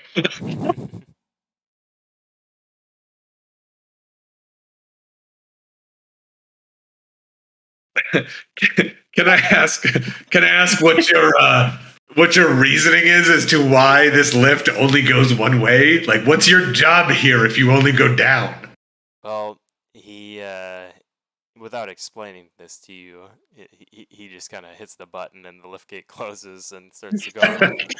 I'm kinder than he is, and I'll explain that he doesn't want to blow his cover. He's been involved this far in the heist, and that's as far as he's willing to go. Your escape is going to be the hot point, right? So entry is, easy enough, but getting out is a completely different story. Well, fuck! I should have killed him. And the joys of having a kobold in the party. I will say this for a little flavor, actually. As the lift gate's closing, he laughs and says to himself, "Won't even be operating the gate when you get back." Damn it. All right. Well, shit. All right, and in that case, you guys see ahead of you a dimly lit cavern. And those of you with dark vision can definitely take advantage of that here. Okay. Go ahead. Well, I was just saying dimly lit cavern, dark vision, good for you guys there. But just ahead of you, all you can really see is that the cavern kind of winds straight ahead, and you hear a chattering in the distance between two parties. Between two parties? All right. Can I make out what they are saying? Just in the distance. Well, I guess you keep on moving ahead.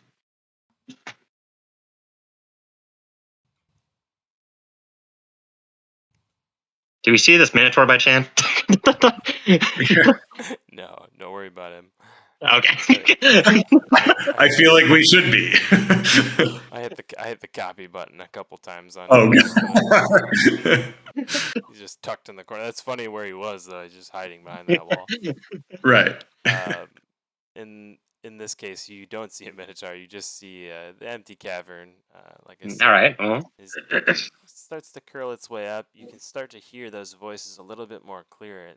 What's being said is still inaudible because of the reverberations of the cavern. But you can now see that just ahead, there's a crack between two large, very, very large rocks. And through the crack, you can see a conversation that's being had between Jalen DeCarneth and the inspector.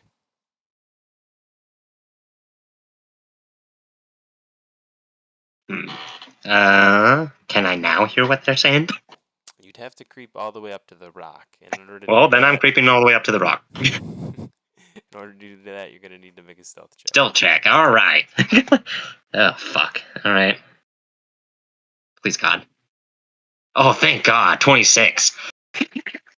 Also, I'm sorry. Larry turns to you and says, "It's dangerous to go alone. Take this," and hands you Vanessa, a metalloid chicken that just sort of awkwardly looks at you with big clockwork eyes. I happily take her. Anybody who passes this point at this point is going to have to make a stealth check. So those of you that follow him. Am I like right here? Yes. What the hell? Yeah, I get as close as I can without actually reaching that point because I'm not stealthy. If you stealth, you are right here between these little cracks, and you guys are just hiding in the shadows still. Then. All right. Oh, Ganna, I don't think Vanessa made it down to this level. Uh-oh. Oh no. Vanessa.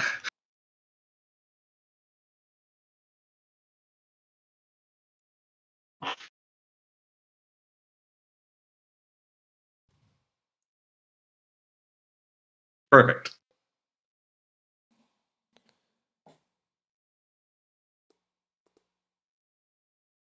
All right.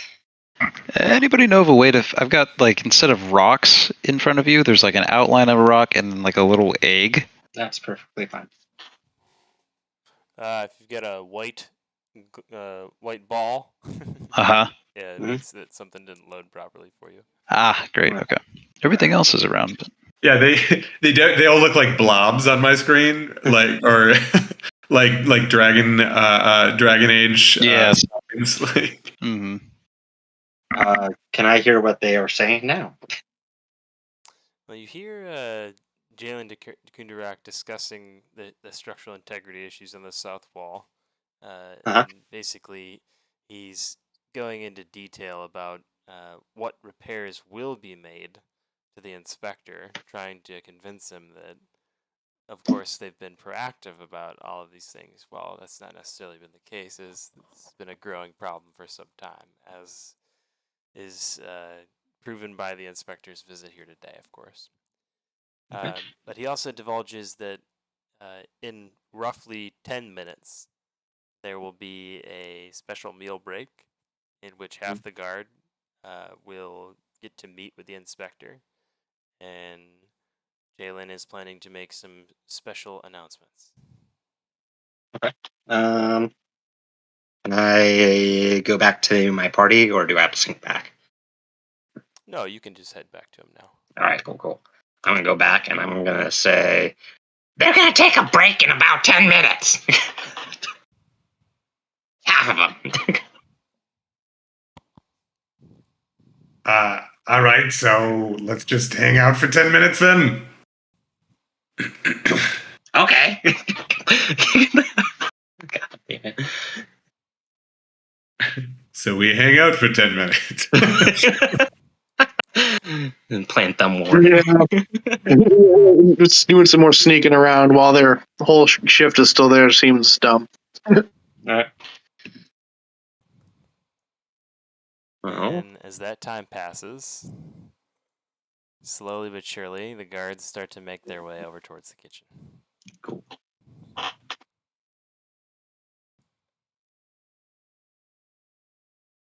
Fuck.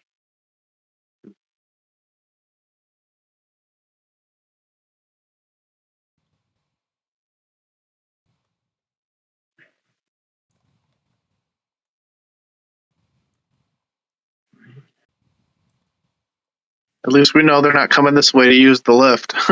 Yeah, right?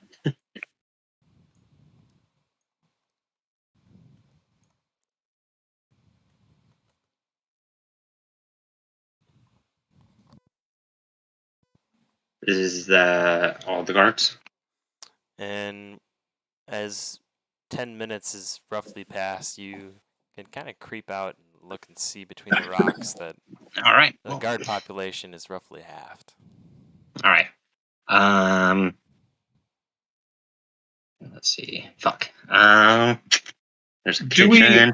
I just for context, are we under the these guards are not in any way quote unquote bad guys, right?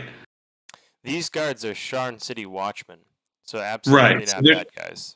Right, exactly. Okay, so just from the perspective of the value of blowing anybody up or something like that, No, we should avoid blowing them up. They're just doing their job. Very apt question. Alright, well, I'm gonna murder all of them. Alright, can I smell where the kitchen is? Or what direction maybe food is being wafted? Yeah, make a perception check. Perception. No. Oh, I have no sense of smell. You smell, but some kind of strong scent of mold and mildew is overcoming the immediate scent you pick up. So that's really all you can smell. So I haul out. I take out like some duct tape and some wire, and I take out Kevin, my little beetle. And you don't notice. I'm just sort of hot cobbling something together. And then I bend over and set Kevin on the ground and say, "All right, go find the kitchen, boy." And Kevin wanders off. All right. I had poison. And you see Kevin immediately head in the direction that I am pointing to. Okay. Oh. Can I go and go to the right? And when I do, can I peek around the corners and try and see if there's anyone down the halls? Yeah, what you see as you look down the hallway is pretty clear, open hallway. You see a guard that's kind of leaning up against the side of a doorway, just to the left of you. And if I was to go that way, would these guards to the left of me be able to see me? Yes. Oh, fuck. Shit. Well, all right, wizard. You got any simple ways to incapacitate people? I can try sleep, but it definitely won't affect all three. Can you make a noise? Could I turn to Lariander and ask him if he thinks his beetle could chew through chains? Could make noise if you want. Could also use a magical darkness, but that seems a little conspicuous. The beetle. Now Kevin can't, but Vanessa can. Isn't that right, girl? And Vanessa goes, "Cluck, cluck." I'm just saying, if you guys distract the ones on the left, I can assassinate the one on the right. Well, again, these are just, nice working class boys. Like, we don't need to assassinate anybody until it really comes down to it. I mean, we don't have to do anything. If we set that chained up Minotaur loose, it wouldn't be us. Do we know where this Minotaur is? And we would have to find it. Oh, fair. All right. How about we start small? Anybody got like a marble or anything that rolls? Ooh, actually, yeah. I mean, I have a spell. If you want to project noise or something, I could use thaumaturgy. Yeah, do that. Why don't you get as many of these guys sort of down that hallway as you can, and and hit any remaining guy with the sleep thing. All right, I'm going to use thaumaturgy to project a noise that sounds like a minotaur going on a rampage down the hall. To hopefully scare the crap out of all of them and make them think it's breaking free.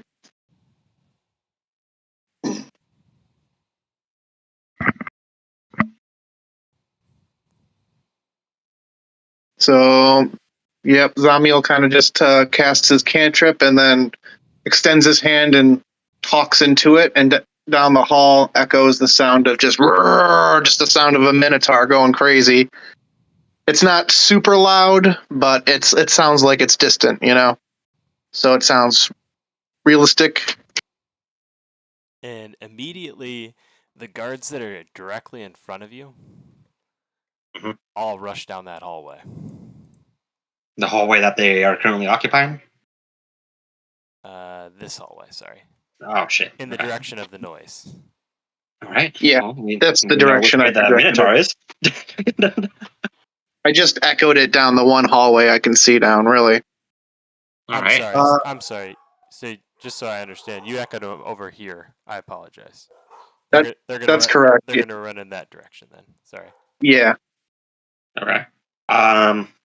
The one that is currently leaning on that corner, is he still leaning on the corner? He is still leaning on the corner, yes. Can I go and sneak over and maybe peek past him to see if there's anyone in there, seeing as I'm short? If you come to here on this side, you'll be able to get good vantage on him. Ooh, okay. I will go over there. And can I see if there's anyone past him? and you look in the room, and you can't see that there's anybody past them. And there is this little chunk of wall here, but from your perspective, you're pretty sure that he's alone. I really want to kill this guy. I'm gonna run up to this first door, and just a creative question for the DM. Mm-hmm. Since I am an engineer, instead of rolling sleight of hand to pick a lock, can I use my my like mechanical skills to just disassemble the lock, and so roll investigation instead? Yes, and I say yes Oh. because I had to do that to get in my house the other day. Yeah, exactly. Like, I don't need to pick it. I'm just gonna take the door apart. Well, I knew I was gonna break my lock if I tried to pick it, so I was like, "All right, time to take this thing apart." Perfect. I rolled an 18 on just taking the door off the hinges. Fuck the lock. Don't care.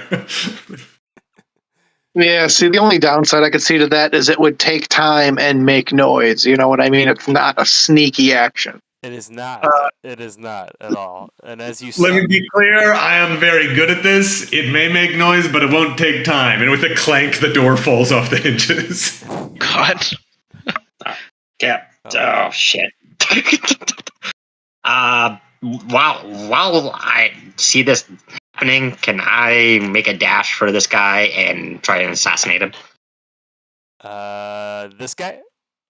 This one right here, yes. Yep, you can. Okay, so I have. Where is it? I just saw it. Assassinate. I have advantage on attack rolls against creatures that have not taken a turn in combat. Any hit you score against a creature that is surprised is a critical hit. All right, well, I'm going to try and roll to attack him with my short sword and assassinate him. Just a rules question. When you do a sneak attack or something, and like say you do enough damage to kill something, can you choose to incapacitate? Yes, Oh, okay. it's based on your discretion. I'm straight up trying to murder this guy. So. Well, I will say this though, because I don't know if I made this explicitly clear enough. Because I want you to have understanding, and please understand you do still have free will and can make the choice to kill him, regardless of what I say right now. But I want you to understand that if you do it, it's high crime to kill a watchman in Sharn, and for that reason, if you do so, it won't just be a consequence in this session, but in all sessions going forward. Well, okay. Am I able to try and knock him out while? Oh shit. Well, Would that be considered as an assassination, or would I just be able to like knock his ass out while using the assassination? to your companion's point there, you can essentially perform the exact maneuver you were trying to perform, and if you kill him, like you would have, killed him if you were trying to assassinate him, instead of killing him, you can make your final blow be to incapacitate him, knock him out for a time. Non-lethal damage, yeah. Yeah, let me go and try and do that. Yeah, I like that they added non-lethal damage. It's cool. It was kind of missing in the old editions. But I do want you to understand that if there is someone that you want to kill, for instance, this guy, and you have, you got some beef with him, you can do that. That's up to you. I just want you to know that there's going to come consequences from that. Sharn may be a tough place for you to navigate after killing guards there. I'm gonna try and knock him out if that's the case. Can I go and hit him upside the head with my short sword? And does can I still use that as the assassination, or? Yeah, absolutely. Okay. All right. Yeah, I'll go and use that, and let's go ahead and I got a 9. All right. So as you come up from behind him and whack him in the side of the head with your sword, you just clang right off the tip of his spear as he sees your attack coming out of the corner of his eye and just raises the tip of his spear just in time, enough to redirect your blade. Okay. Well, shit. Oh, I'm sorry. I rolled for damage. Well, shit. No. Well, yeah. It's all right. Yeah. Just go ahead Okay. and just re-roll for your attack roll. And that's with a D20, correct? Yep. Yeah. Okay. It's kind of a little weird on D&D Beyond. Yeah. It doesn't Yeah. explicitly say this is attack and this is damage. It should just say attack Okay. and damage. Well, it's a 9 regardless, so it's. You really wanted to roll that 9, but I guess so. I just see though that that's a D20 though. So you don't have any kind of proficiency on your attack yet or anything like that? No pluses besides the D20? You've got no modifiers on it, yeah. Oh, you on should my definitely strength? modify this, No. yeah. Yeah, Oh, wait. you Yeah, get your he's a proficiency, kobold, right? that's why. So for the modifiers, that's for strength, or That would be is strength. that? He's lucky he doesn't have negative ones. Yep, that would be. Yeah, for that's strength. I got a 0. Are Hey, you, well, it shouldn't it be Dex and proficiency? For a short sword. Should be +4. I don't think short swords. Martial Right, finesse short light. sword's not Oh, it is? strength based. Yeah, You must have it's, no dex dexterity. either. So it's a +3. I'm sorry. I think there's some cases where you can use dex in the case of strength, but I don't think he has that. Yeah, Oh, okay. I don't know why it's not. what? I God damn it, don't I'm know why sorry. it's not adding finesse. That's weird. Oh, okay. I'm sorry. I'm getting this all confused. You So pressed hit the wrong DC. button. That's Yeah, You get yeah. +5 to your modifier. Yeah. So I get +5. I'm sorry. And you rolled So- a 19. That's better too. All right. Okay. Yeah. I'm sorry. I'm not trying to. I'm still trying to figure this out on D&D Beyond. Completely That's okay. cool. You'll figure it out pretty quick. And I would rather narrate you smacking him in the side of the head with the flat part of your sword and knocking him completely unconscious as the other part of his head smacks against the wall. For good measure. All right. All right. And as I do that, is there anyone else in that room for sure? No, what you see ahead of You'll you know soon enough. looks like some kind of common room. There's Okay. a bunch of chests, but nothing looks to be of value or importance in there. It looks to be where the guards probably keep their clothing and things like that. All right. Can I try and wave Woden over? Sure. All right. I'll do my best to avoid detection around this corner with these guards Ka-chunk, ka-chunk, ka-chunk. as I clank down the hall. Oh boy. Warforged can be quiet too, I'm sure. Yeah, we'll say we all snuck by when they ran off, taking our time advantage. I'm gonna point at the guard and be like, "Shove him in chest." So at this point, you've sent the other 3 guards scattering in the direction of what is a fake beast, and I'm sure they're going to find that out rather quickly. So Oh shit! All right. Well, let's. I'm gonna point at the body and see if he can shove him in the in one of the chests. Yeah, And, I'll understand. yeah. I'll just kind of pick him up and put him. Oh god, hold on, I need to rotate. Out of sight or kind of around one of these corners. and you stuff some of the guards' quilts from one chest into another, freeing up space to put the guard's body in there. You've got it. Can I hear if there's any guards running back this way, possibly? At the moment, there's no guards heading in your direct vicinity, but on the other side of the wall, you can hear a large amount of guards drinking, making merry, and just as you guys make your way to that little corner, from around the corner comes this guard, Oh fuck! and he's got a beer mug in his hand, and he's singing rather loudly. I am the best guard of all the guards there are. Anybody recognize the song? Nope. And he's doing little spin moves, and he falls over and spills a little bit of his beer, and then So he he's heads in the direction of okay. the kitchen. All right. And when he I'm does, sorry. Can I ask? When I took the door off, what did I see in this room down here? when you took the door off, you saw a guard immediately. Okay, that's what I thought.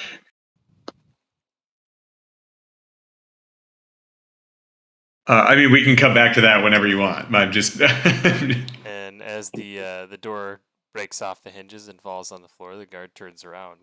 It says, And Larry says, "Oh, hey, yeah, would you give me a hand with this, please? Sorry, the inspector." And I whip out the writ with the captain of the guard signature on it. Yeah, I'm here with the inspector. I'm the doors and security division. I'm just "Are you reinforcing bleeding some. mad? The inspector is here. We can't have doors falling down in the midst of an inspection. Quickly, Yeah, help me I'm with aware. this." That's why I'm here to make sure these are reinforced.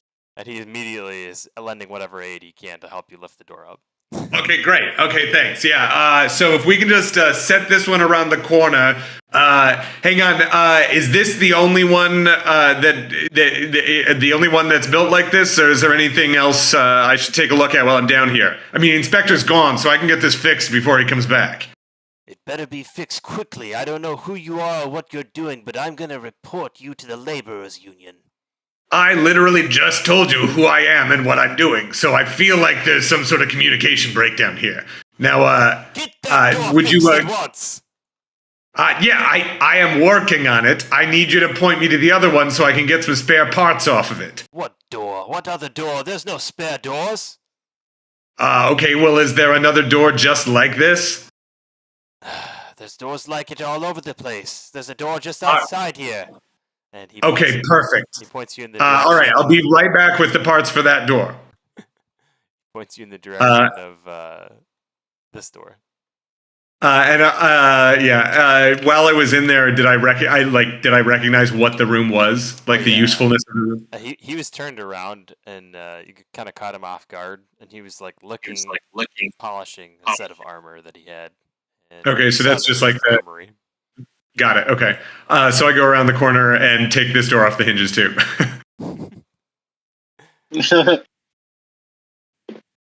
And as you take this door off the hinges, you see inside of it is this beautiful ornate piano. Do I see anything else? Like what else? I guess can I roll investigation? Just search the room. Yeah, roll investigation as you creep around the room. I'll tell you everything that's in it. 25, baby. Oh yeah. So what you see immediately ahead of you is a large sheet of music, and there's pages and pages and books of music from Sire. And these are all relics looted from a long dead nation of Sire. And you see, cases of scrolls, spell books, old literature written in all Syrian text, and you see furniture even, but not just any kind of furniture. The fancy kind that you see in rich people's houses, statues, jugs, all sorts of different things. But do I see anything that looks suspicious or out of place? Well, all of this stuff is of extremely high value, and that you recognize immediately. And although it looks like ordinary things, all of these things are antique, pristine items from the once dead city, or the once living city of Sire, and it is really like these things are sought after. They're cherished. They're protected, put in vaults like these. But you don't really see anything out of place or out of ordinary. This just looks like a vault filled with a bunch of valuable stuff. All right, I definitely snag the potions and scrolls and spell books. You stuff all those into your bag. Naturally. Great. And then I also take just like a couple of random bolts or just like completely innocuous hardware off of this door and double back to the other room and make a show of like replacing a bolt on this door and putting it back on so that guard isn't suspicious anymore. Just be like, see, no big deal. Replace the bolts. This is great. Carry on your business. Have a great day. I don't want to see you back here. Now get out of my sight. I do a good job, so ideally you won't. You broke the door that you just fixed. The door was broken, and now I fixed it. Out. And I take off down the hallway, catching up with everybody else, walking real casual. He goes back to polishing his armor. Yeah, if you guys want any like armor or anything, there's a whole room of it down there. What?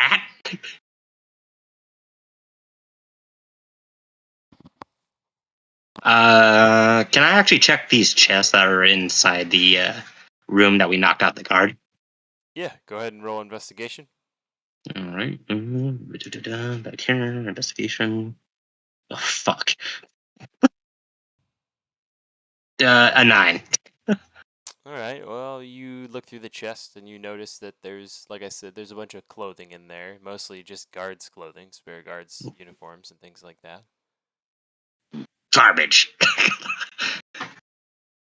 All right. Well, Yes, the valuable stuff is in the vaults when we're in the vaults. That makes sense. All right, gents, we should probably get a move on, considering they're eventually going to be done with this lunch here. I'm gonna follow Larry, and I'm gonna peek around this corner right here. And just as you say that, you hear the sound of footsteps from behind you coming back down the hallway as the guards resume their post. Oh, fuck. Oh shit. Are they coming out of the kitchen? They're basically gonna stand in this hallway now. But I mean, like, are they coming out of the kitchen to go down there? Negative. All of the guards in the kitchen are still singing merrily and have joined Okay, in got the it. refrain of the original guard with the mug, and are talking about how he's the best guard ever. But in Got it. song, of course.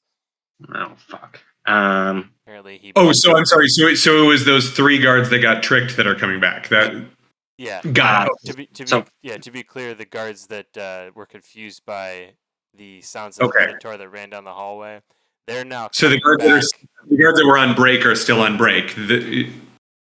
Yes. Yep. Okay, got it. Okay. As they're walking back, and I hear them walking back, can I peek around this corner Mhm. and just make sure that there's nothing down that hall before I dart forward? Well, you peek around the hall, and you can hear in the room next to you that there's loud singing, and you can also see in the hallway that there is a rather large beast stalking around fuck. with a chain just clanking around on his left ankle. And he's Minotaur. he's relatively calmly stalking the hallway back and forth, and apparently has resigned to whatever duties he's been given here as the watchman of the vaults. What the fuck? Am I able to dart past into this next area right here? As the Minotaur's walking up and down the hallway, You can. and just say Minotaur. Minotaur. All right. As you do, he turns his head just briefly for a moment at the slight sound that he heard, Oh, fuck.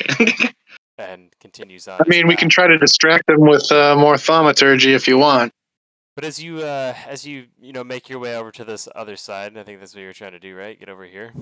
Yeah. As you make your way over to that other side, as you're crossing, you see that there's a large post, and it looks like a steel post that's been driven into the ground, and that's where the chain is tethered to.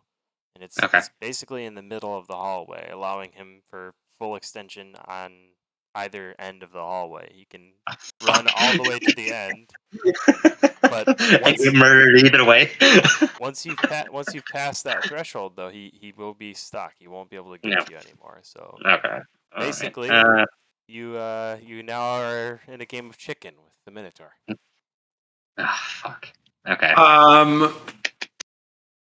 So I am going to use my magical tinkering to cast a message on a copper piece, and I'm going to throw it as hard as I can down the hallway to get it sort of like as close to that post as possible, so that when the Minotaur reaches that point again, it will, in a very like calm and friendly, though sort of like Windows 3.5 robotic voice, say, Minotaur friend, if you wish to be released from bondage and find other work, please pat your head as a signal. And I'm just going to assume that all that happens right after you said it. And as soon as the coin gets thrown, the noise comes out, is emitted, and you just hear a massive roar from the end of the hallway. Fuck. Well, I don't know. Do we take that as a yes or a no? And you can't be sure one way or the other whether it was an answer or whether it's sheer anger and frustration at the situation it finds itself in. Minotaurs are intelligent creatures, but he doesn't appear to speak the language that you do. Okay. I think you might be approaching this the wrong way, my friend. So Zamiel walks into the hallway a little bit, and he picks up a pebble from the ground, something that he could hold in his hand, like a rock. And then he casts his racial darkness spell on it, and then suddenly the whole area is covered in a sphere of magical darkness. Then he takes the stone and chucks it down the hallway, trying to land it near the Minotaur, near like the middle of the hallway, so that there's like a big area of darkness that'll be a lot easier to get through, because he'll, won't be able to see you, so he can't hit you. Roll Dexterity for So me. if anyone wants to run through there, yeah. Oh, you want me to roll? Yes, please. Roll dexterity.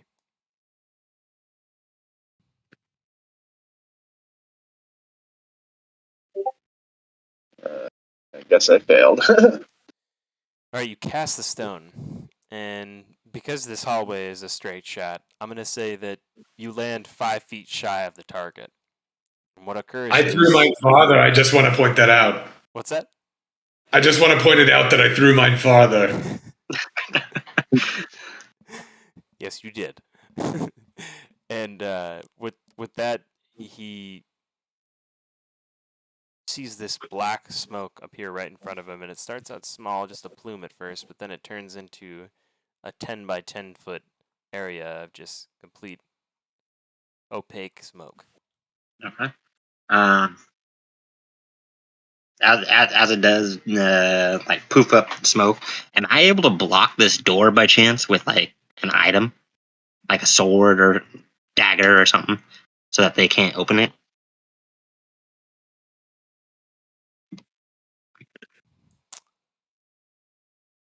Let's see here.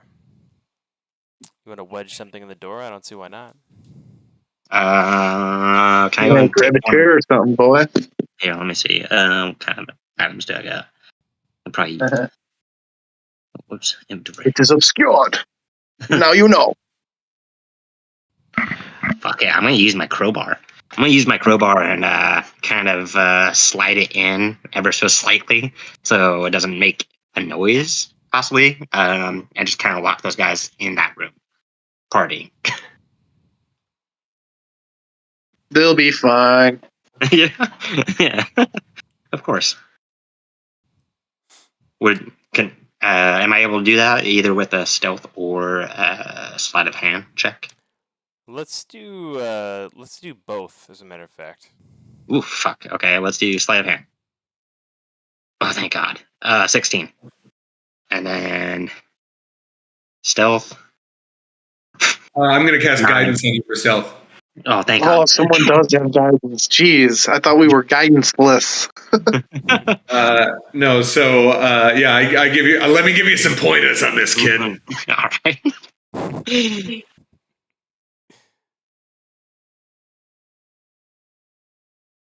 And with that, you are able to successfully jam the door up without even a hitch or a noise. Awesome. All right. Well, I'm gonna. Mr. Minotaur is still blind, I'm guessing. I'm gonna start walking down the hallway to the next door I can find along the wall. So the first door that you find along the wall is within the smoke. And Okay. I'm just going to say you start to push through the black mist, knowing that the Minotaur could be anywhere in front of you. I'm sticking as close to the wall as I possibly can. As you glue yourself to the wall, all 2 feet of you, you quickly find your way to the edge of the door. Okay. But as you feel the wood of the door, you hear... Oh. Oh, fuck. The breath of the Minotaur as he's standing. He has to be within a foot of you, but you could see his large shape directly in front of you, and he obviously can't see you, but he's literally standing directly in front of you. Okay. Can I throw some ball bearings down the other end of the hallway? Mm-hmm. All right. You want dexterity for that? Yes, please. Oh, thank God. 18. As far as I possibly can. And you land them as such that it was basically a perfect throw. You scatter them sending several little noises in that direction, and immediately the Minotaur stomps off in that direction, his chain clanking cool. behind him. I send Vanessa with you as well, and I'm going to follow like halfway behind. All right. Can I check this door that I'm against and see if it's locked? You can, and Okay. you see that it is locked with a rather large padlock on the outside of it as well. Okay. Can I go and try and pick the padlock? Mhm. Or am I able to pick the padlock? You are. Yep, you Okay. can pick the lock. All right. Let me go and try and do that. Let's see. I try and do. Oh, fuck. 9. So you hear a and the pick breaks off in the lock. And Okay. again, it does so in such a way that you can pull out the remainder of the pick and try again. Okay, I'm gonna try again. Come on, baby. Oh, thank God. 21. All right, and you hear click, click as the lock unlocks. Can I peek in through the door and see anything? Yes. How wide do you open the door?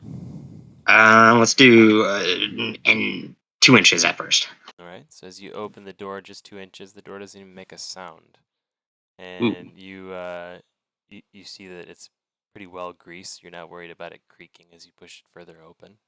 You can't Okay. make out too much besides there's a stone wall on the right side of the room.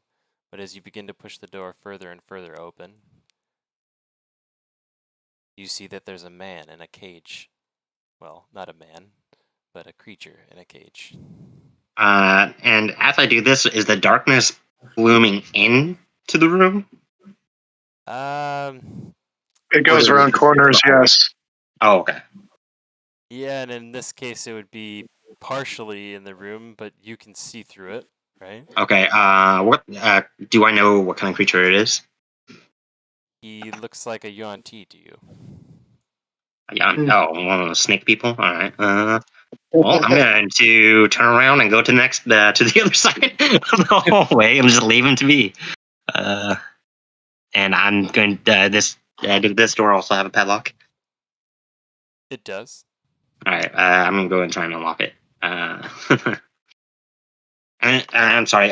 In the process, me going across the hall is the Minotaur. Can I tell if the Minotaur is heading back?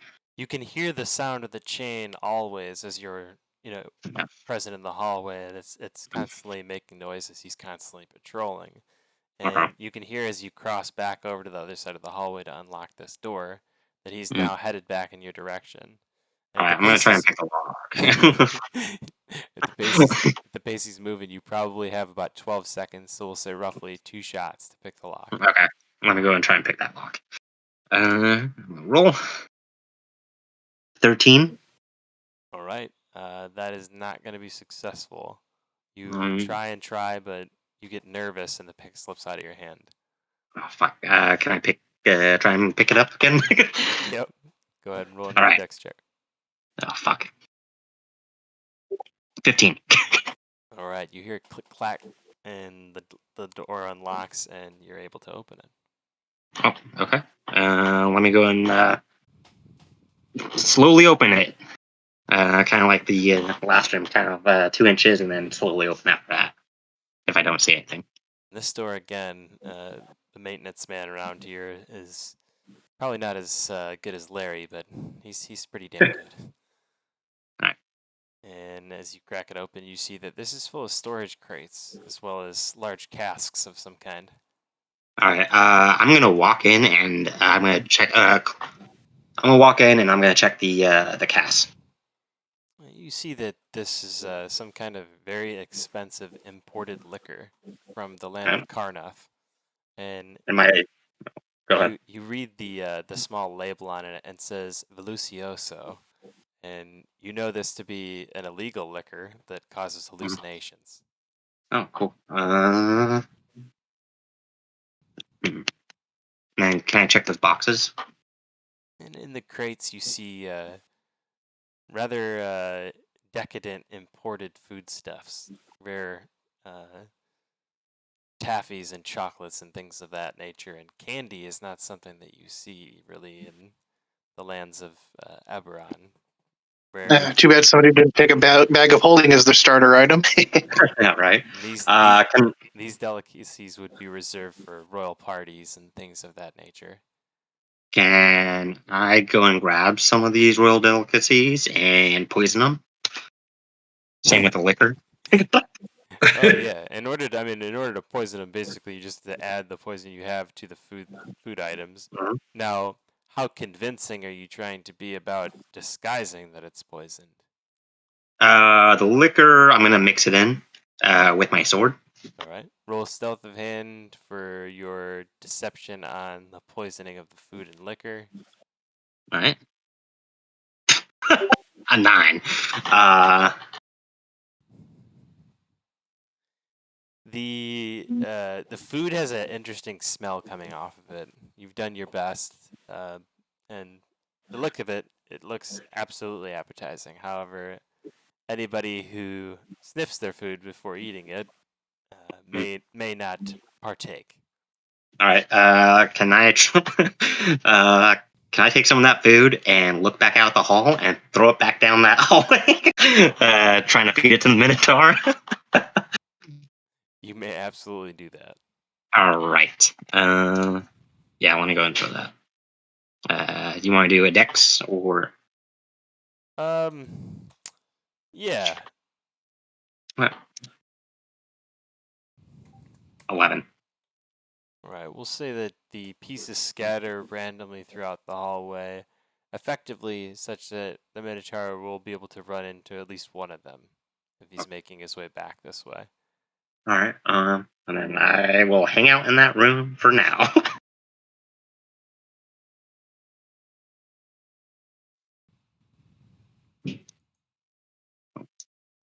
Ah.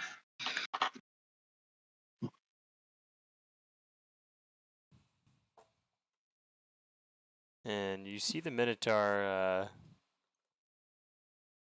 take interest in whatever was scattered around the floor when it's thrown in his direction of the hallway, and immediately he lets out another large roar. But he picks up some of the items with his free hand and begins to sniff them, and immediately tosses them to the ground. Fuck. All right.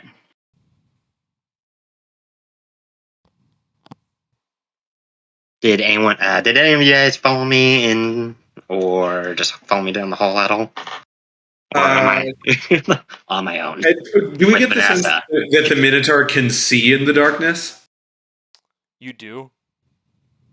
Okay, so yeah, I'm not particularly sneaky, and I'm smart enough to know that about myself. So I'm not gonna get too close or too risky with it. All right. Well, if that's the case, can I? Fucking shit. I'm gonna throw my ball bearings towards your guys' direction, but I'm gonna try and aim still within the darkness.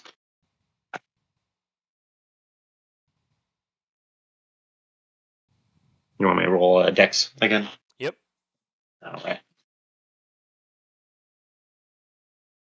13. Right, you throw the ball bearings in the direction of the party. Yes. And when you do so, immediately you catch the reaction you're looking for out of the Minotaur, and he runs charging headlong down the hallway just past you. All right. I run back. Shit. As this like once he's like within 5 feet away from the door, I'm going to come out of the room and I'm going to continue down the hallway and try and pick the next door down that I can feel. Oh, does this chain reach here? And the party members that are standing here, you see this massive Minotaur charging at you, full speed sprint, and then all of a sudden the chain snaps, and the tension is taut on it, and you see that the Minotaur is stuck where he is, and he swings his axe at you, but he's out of range. Maybe we'll move back a little. Yeah, seriously, if you want that chain removed, I'll let you go. That's the only response you get back from the Minotaur. and then a massive roar. All right, whatever. Hey, Vanessa. And you hear a mechanical cluck cluck loudly from the room that Teeth just left. So hopefully, like making enough awkward mechanical cluck noises to attract the Minotaur. Oh fuck! I'm gonna unlock the door. Oh, I thought you went to the next one. Yeah. I am at the next one, but he's still coming my way now. And behind you, you just hear. Oh fuck! As his Okay. footsteps come running your way, but Oh fuck! he barrels. Oh headlong no! into the Oh, doorway. I dropped a 6. And Vanessa's definitely hiding. Like. And whatever Alright. whatever you tried to throw just now, it was like Yes. it was like you threw it with your left hand instead of your right hand if you're right-handed. If you're right-handed, and if you're left-handed, then you throw it with your right hand. Oh fuck. Yeah. Vanessa's hiding in and amongst the boxes. Oh gosh. Can I try and unlock that fucking door? And as he tries to see what is rustling in the boxes and crates, Vanessa's doing a good job hiding herself in various corners and nooks, and he's so large that he can't get down there to really see where she is. Can I ask, are these doors like just normal wooden doors, or are they pretty reinforced? They're extremely large, extremely heavy doors. Like, I guess, would I get the impression that the Minotaur would not be able to just like bust through one? Yes, yeah, definitely. The doors would be resistant to his weapon. Okay, so I am going to then, seeing that Vanessa has like tricked him into that room, I'm gonna run up to that door. I'm gonna slam it shut, and I'm gonna click my immovable rod in front of it. Oh, no way. Bang, bang. I picked an immovable rod as my magical item. And this is one of those parts where I really am like, I'm glad I don't know what your guys' items are, because it's the fun is in not knowing. And as you jam it in there, you hear on the inside the sounds of Vanessa as well as the Minotaur struggling over space in the 12 by 12 foot area. Well, Vanessa's tiny too. She's actually chicken sized. So A Minotaur chasing a chicken around in there. Oh, no. And I'd like to imagine that the Minotaur is also smashing all of the hallucinogenic liquor everywhere on himself and maybe getting completely fucked up while he's doing it. Oh, everything in that room is completely destroyed, and I might still add too that Vanessa is like just deftly hiding in all the crevices and cracks that she possibly could, like the good little chicken that she is. Perfect.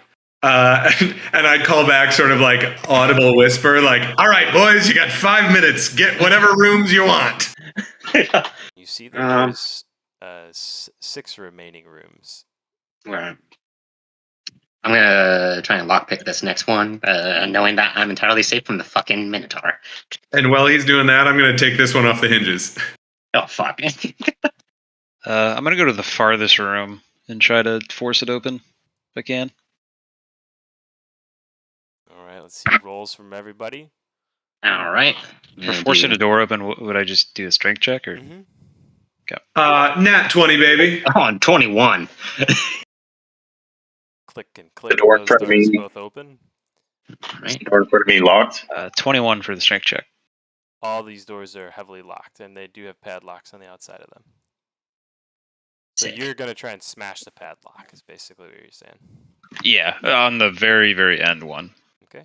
Furthest one from the guards. And you do smash it, indeed. And the lock cracks in half. And that room is now open to you. I also make sure to shut the door behind me for the record. You know, fuck it.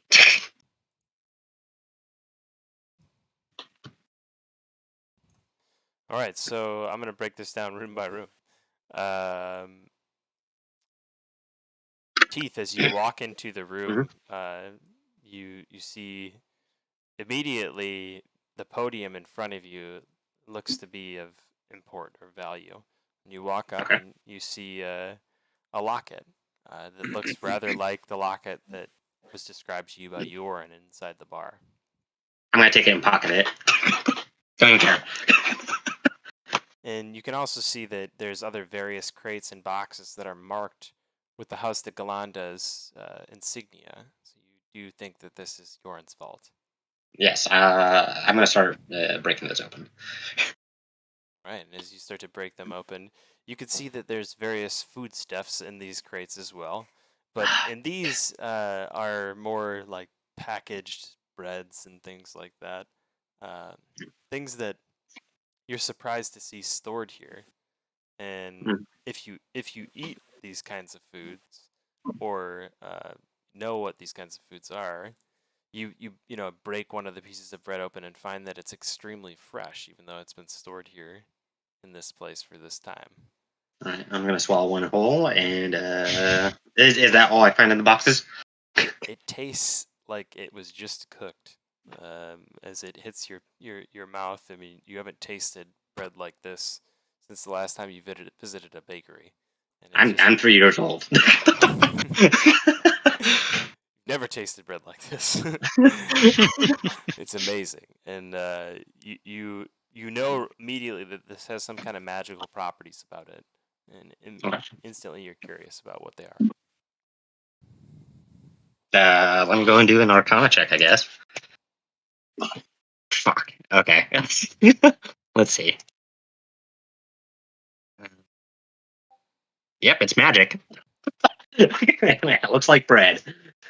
Well, luckily, just based on the taste, you can tell that something's not quite right with this bread, and not in a bad way, but it's just not normal bread. It can't be normal bread. I mean, how can it be so fresh? And you've heard of, when Yoran de Galanda was talking about, that he's a patron of the House of Hospitality and Mhm.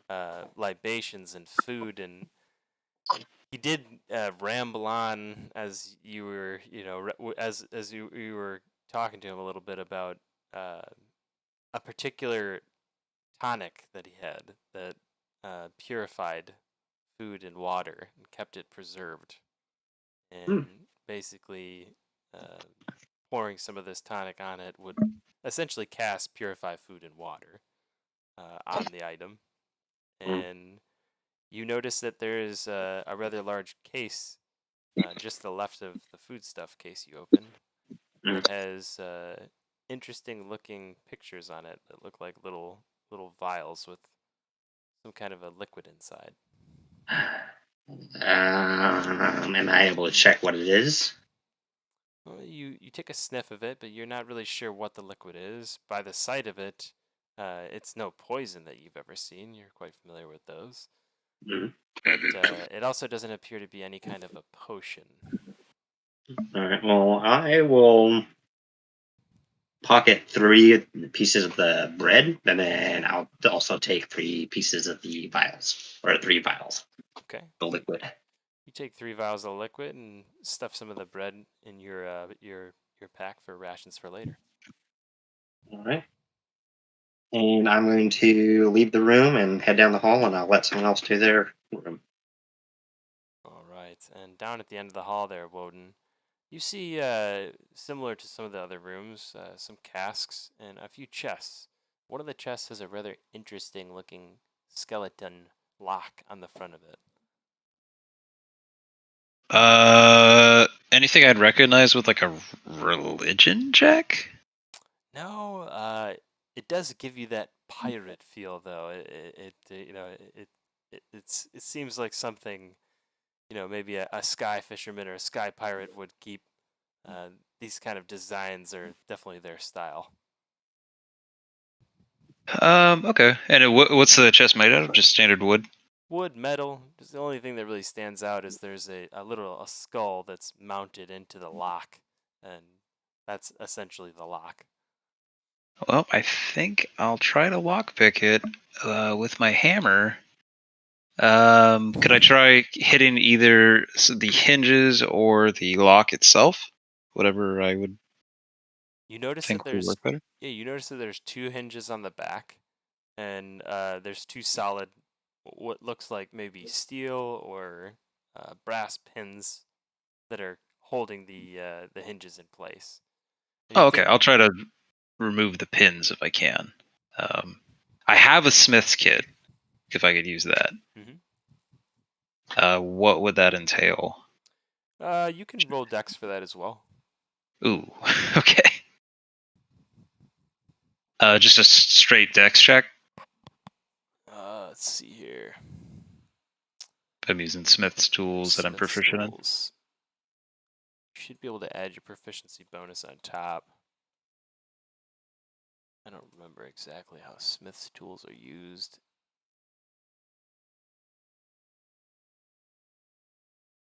And in real life, my dad was a stonemason for 30 years, so he might like be kind of be like, you need to figure that out in D&D. How about this? Let's take. I'm assuming with smith's tools, I have like a little like pin thing, or like some kind of small thing. Could I try and like hit the pins that are inside the hinges out with my hammer? That's kind of what I was thinking. You're gonna be using like a precision action, right? So you should get a proficiency bonus with it. Let's see. Yeah, let's do that. Still dex? Yep. Okay. That's going to be a 19 with proficiency. Looking good. All right, you knock both of the pins out, and the case lid just literally lifts right up off of it now. Okay. What do I see inside? Oh, just massive amounts of coins. Oh, Silver, gold, copper, all Galifars. I'm going to try and just. How heavy is that chest? Well, the weight of the coin, it's probably roughly 400 pounds. How strong is a Warforged with 19 strength? Your carrying capacity should be based off of your strength. So let's see here. 19. So 19 times 15. I think that's like Not 400. 145 or something like that. No, I've got that wrong. It'd be 285. There you go. I'm not that strong. Empties out a third of the coins. I could carry like 80 pounds. I'm just gonna. How can I test out how loud it is dragging it on the floor to show the comrades? Yeah. As you drag it across the floor, it is like 10, 15 decibels, loud enough to definitely attract guards down the hallway. Okay, then I won't drag it or pick it up right now. I'll just make a note, tell the party about the stash of gold down there. Oh shit! I'll kind of come out to my room and whisper. I've got an empty backpack for that stuff.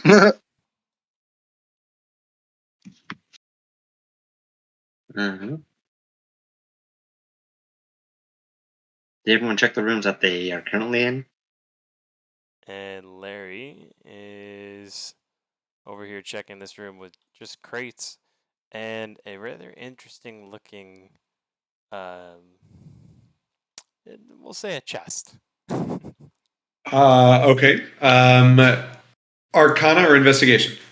Either one, whatever you'd like. I I guess. forgot to mention, if we're not using the darkness to distract the Minotaur anymore, Zamiel picks the pebble up and puts it in his pocket. Okay. I guess I'm going to start with investigation just to check over the room. Well, so a 9 in investigation to look around the room, crates and everything. Well, I'll say this. Immediately, the investigation check tells you that this is the most important thing in the room, based on the look Okay. of it.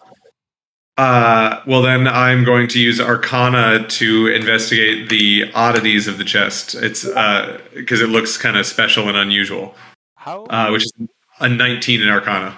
how close do you get to it when you Oh, God. look it over? I'm smart enough to like give it a solid like look over before, because like this does not, correct me if I'm wrong, this does not look like a like everyday run of the mill chest, right? No, not at all. It's got all sorts Yeah. of ornate drawings and pictures on it too. Oh, I'm definitely like I'm literally a scientist, and so I'm definitely like scoping it out real careful.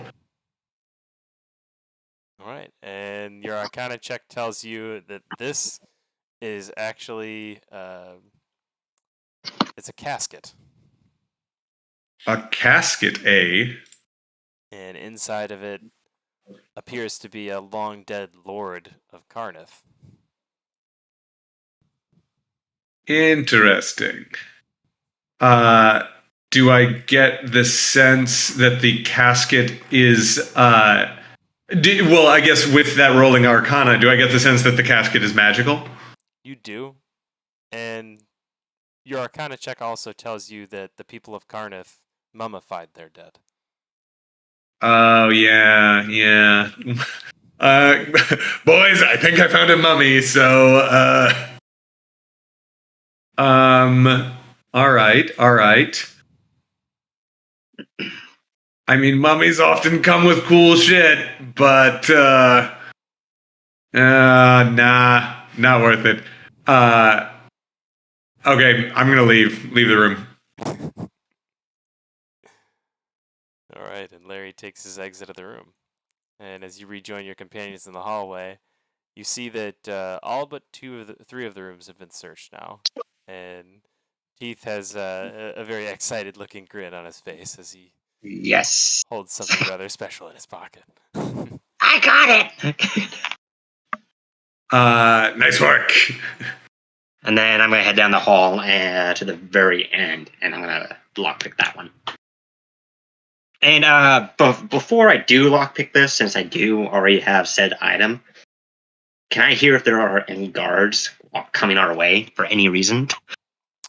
At this point, Or- you don't hear any guards coming your way from down the hallway. You've relatively dealt with most of them outside of the ones that you sent scattering in the other direction initially when you got down here.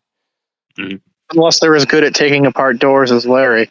But as far as the time that's been marked since you've been down here, you guys have Yes. roughly spent around 14 minutes down here. So you've got about 5 to 6 to get out.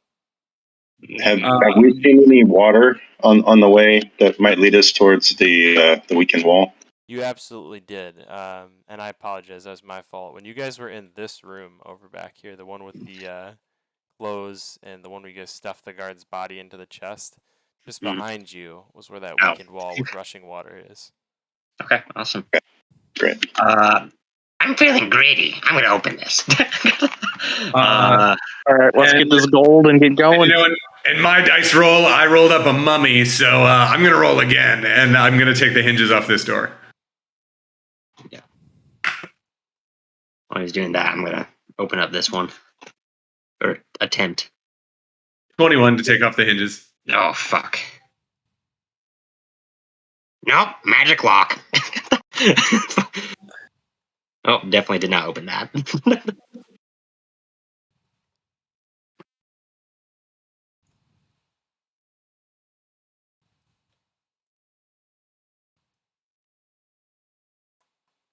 All right, I'm gonna investigate my room, and fuck, another 9. And as you begin to make your investigation, you find that the lids of all of these crates are sealed shut pretty tight. And rather than taking your tools to crack things open, you find that it's best to move on to the chests. Trying to open up the chests, you find that one of them is completely empty, the white one on your left, and the one in front of you with the similar skull-looking lock is locked. All right, I'll work on the lock to open it. A 9. That didn't work well. All right, so you look around the lock and you see that it looks like almost like the key would be poking into both of its eye holes and then turning it to the right. So you're not exactly sure if the key would be somewhere in this room or somewhere around, but you don't think that without the key or brute forcing this or lock picking it, you're going to be able to get in. Hey, big guy, you want to just yank the lock off of this? I'll just approach and give it a bop. It's this one, right? Yeah. Let me flip over. Yeah, just give it a nice hearty smack. And Let's see. You want me to roll? Yep. Okay, one second. That was a casual 23. And you smack down flush on the lock, just smacking it off clean and revealing a flush metal on metal gap where you can just lift the lid right up. And as you do so, in similar fashion, you see an assorted chest of coins. Galifars, gold, copper, and silver.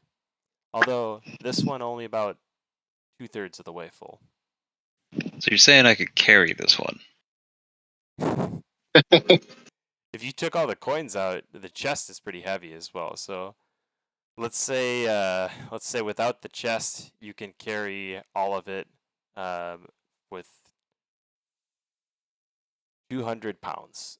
That sound about right? Mm-hmm. I don't have anything to put it into, right? I don't know. What do you get? I mean, I have like an adventurer's pack, but I don't know if that'll carry it. I mean, yeah. don't worry, I'll help you carry the load. And I start like filling my my backpack with gold. Yeah, if you guys divide it amongst yourselves, you guys can all Yeah. throw it into your packs and just have. Well, this last. I mean, I meant to make this a surprise, but I did pick bag of holding. Oh, buddy. Oh well, all right, start dumping. Let's put these puppies in. I don't. Well, there's still a capacity limit. They got to figure that out because there's a lot here. Well, I can. Uh, I think I can. There's a weight limit on it. I was gonna say I don't think you have to worry about it just yet with your bag of holding. Yeah, it's 500. Yeah, it's got a lot. It's got a lot. All right, well, let's dump that gold in there. But we don't need the chest. Just dump the gold, right? Yeah. Yeah, I'll assist them with that and dumping the chests over. All right, so you empty the contents of both chests into the bag of holding, and from that you're able to loot 685 gold pieces. What about this last room again? Didn't that have a little chest full of gold? From both rooms. Yep. Okay. Oh, and that's both rooms combined. Yep. All right. Well, He said it was full congratulations, of lots of different coins, so the total it makes sense. Yep. I'll shut the door on my way out. Yeah, it's all mixed coins, but total is 685 gold pieces. Yep. All right. Well, I say we get the fuck out of here then. Let's go. With one room left over, you're relatively sure that you've got what you need coming out of here with the sorcerer's locket, and having only about 1 or 2 minutes to get out of here before the guards break out of that room and return to their posts. I'm running. As we run by, I snag my immovable rod, but like real quietly, so hopefully the Minotaur doesn't realize the door is not barred. Wait, is Vanessa still in there? Oh fuck yeah, Vanessa. Yeah. I'll rebuild her. Don't worry. Whoa. Vanessa, I love you. Yeah, familiars are pretty disposable these days. Can you like Fight like hell, girl. Can you communicate with your thing? I mean, she knows. She just knows. So we're blowing open this wall, correct? I was gonna say if you have her like open. Why don't we just like call her and then she can run down the hall? Oh, hey, wait, guys, I got a better idea. Let's go back to the lift. Okay. And as we walk by the kitchen, Kevin flies down on my shoulder, and I lead you all back to the lift, and send Kevin up the elevator shaft, the beetle, to go bring the elevator down. Oh fuck!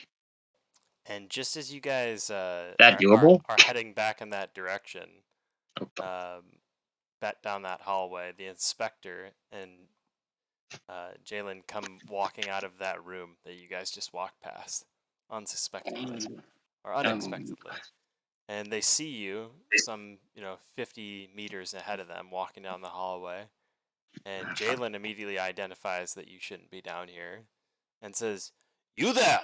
Stop!" Zamiel drops the pebble of darkness. The hallway just fills with a black void as Zamiel drops his pebble, and the way to them is completely blocked in darkness, as is the way to you from their perspective. Well, I'm running. And you just hear footsteps running at you towards the hallway of the inspector and Jalen. And as you guys head that direction, you've got a good, like I said, 50-meter head start on them. Right. Okay, what I'm gonna do here is once I get to the end here, I'm gonna cast my web spell where the darkness was, like in this hallway here, so they'll get stuck in it, hopefully. Okay. So you cast your web spell, and the web appears immediately at the point where the shadows start, or shadows end, I should say. So it's hidden to their vision as they sprint down the hallway towards you, seeing you at the end of the hallway. Its radius is 5 feet higher than the darkness, actually, so it extends a little further. You hear Jalen just shout down the hallway, "We've got you now! It's a dead end!" And immediately as he's saying this, as the word end is rolling off of his tongue, that D never comes as his lip gets stuck on a web, as his face sticks into it, his body sticks into it, and his legs stick into it, and he becomes completely motionless inside the raised web off the stuck. ground like Frodo. Yes, as does the inspector. And now they're caught like prey. All right. Well, how long do we think this lift is going to take? I mean, crawl fast, Kevin. Fortunately, the web has a 10-minute max duration, so. Fuck yeah. And with that, Larry sends Kevin scrambling up the mine shaft to press. Oh, it's an hour. Never mind. To press the button on the lift in order to send it back downwards towards you guys. Right. And not Yeah, long I think the after, darkness was 10 minutes. Not long after Larry dispatches Kevin, you hear the sound of ka-chunk from some 300 feet above you as the lift starts to come down. And as the intensity builds around you, you see the inspector and Jalen both start to make their way through the web with their weapons, cutting it down piece by piece as they make their attacks on it. I'm okay. Just as they I'm gonna drop. Oh, sorry. You're all right. Just as they do cut themselves free, the lift gate opens, and the lift is there to take you back up to the top. Oh, thank God. All right, let's get on. As you guys get on the lift, it takes you upwards towards the spiral staircase, and you guys wind up it and make your way backwards towards the bar to meet with Yorin, who's waiting for you, and his amulet. And Can I request that there's like a momentary cutscene that just goes to one of the guards opening that side room, and in it is the like torn apart body of the Minotaur and a chicken that just sort of like walks out tracking blood across the floor. Vanessa. The murder. Shredded by tiny peck marks. You see the commentary from the two guards is, "What in the hell happened in here?" There's just a clack clack from. And I return Vanessa to her rightful owner. And as you guys make your way up the lift, and like I said, up the spiral staircase, you head back in the direction of Yorin, who's waiting for you. And with that, we'll wrap this up.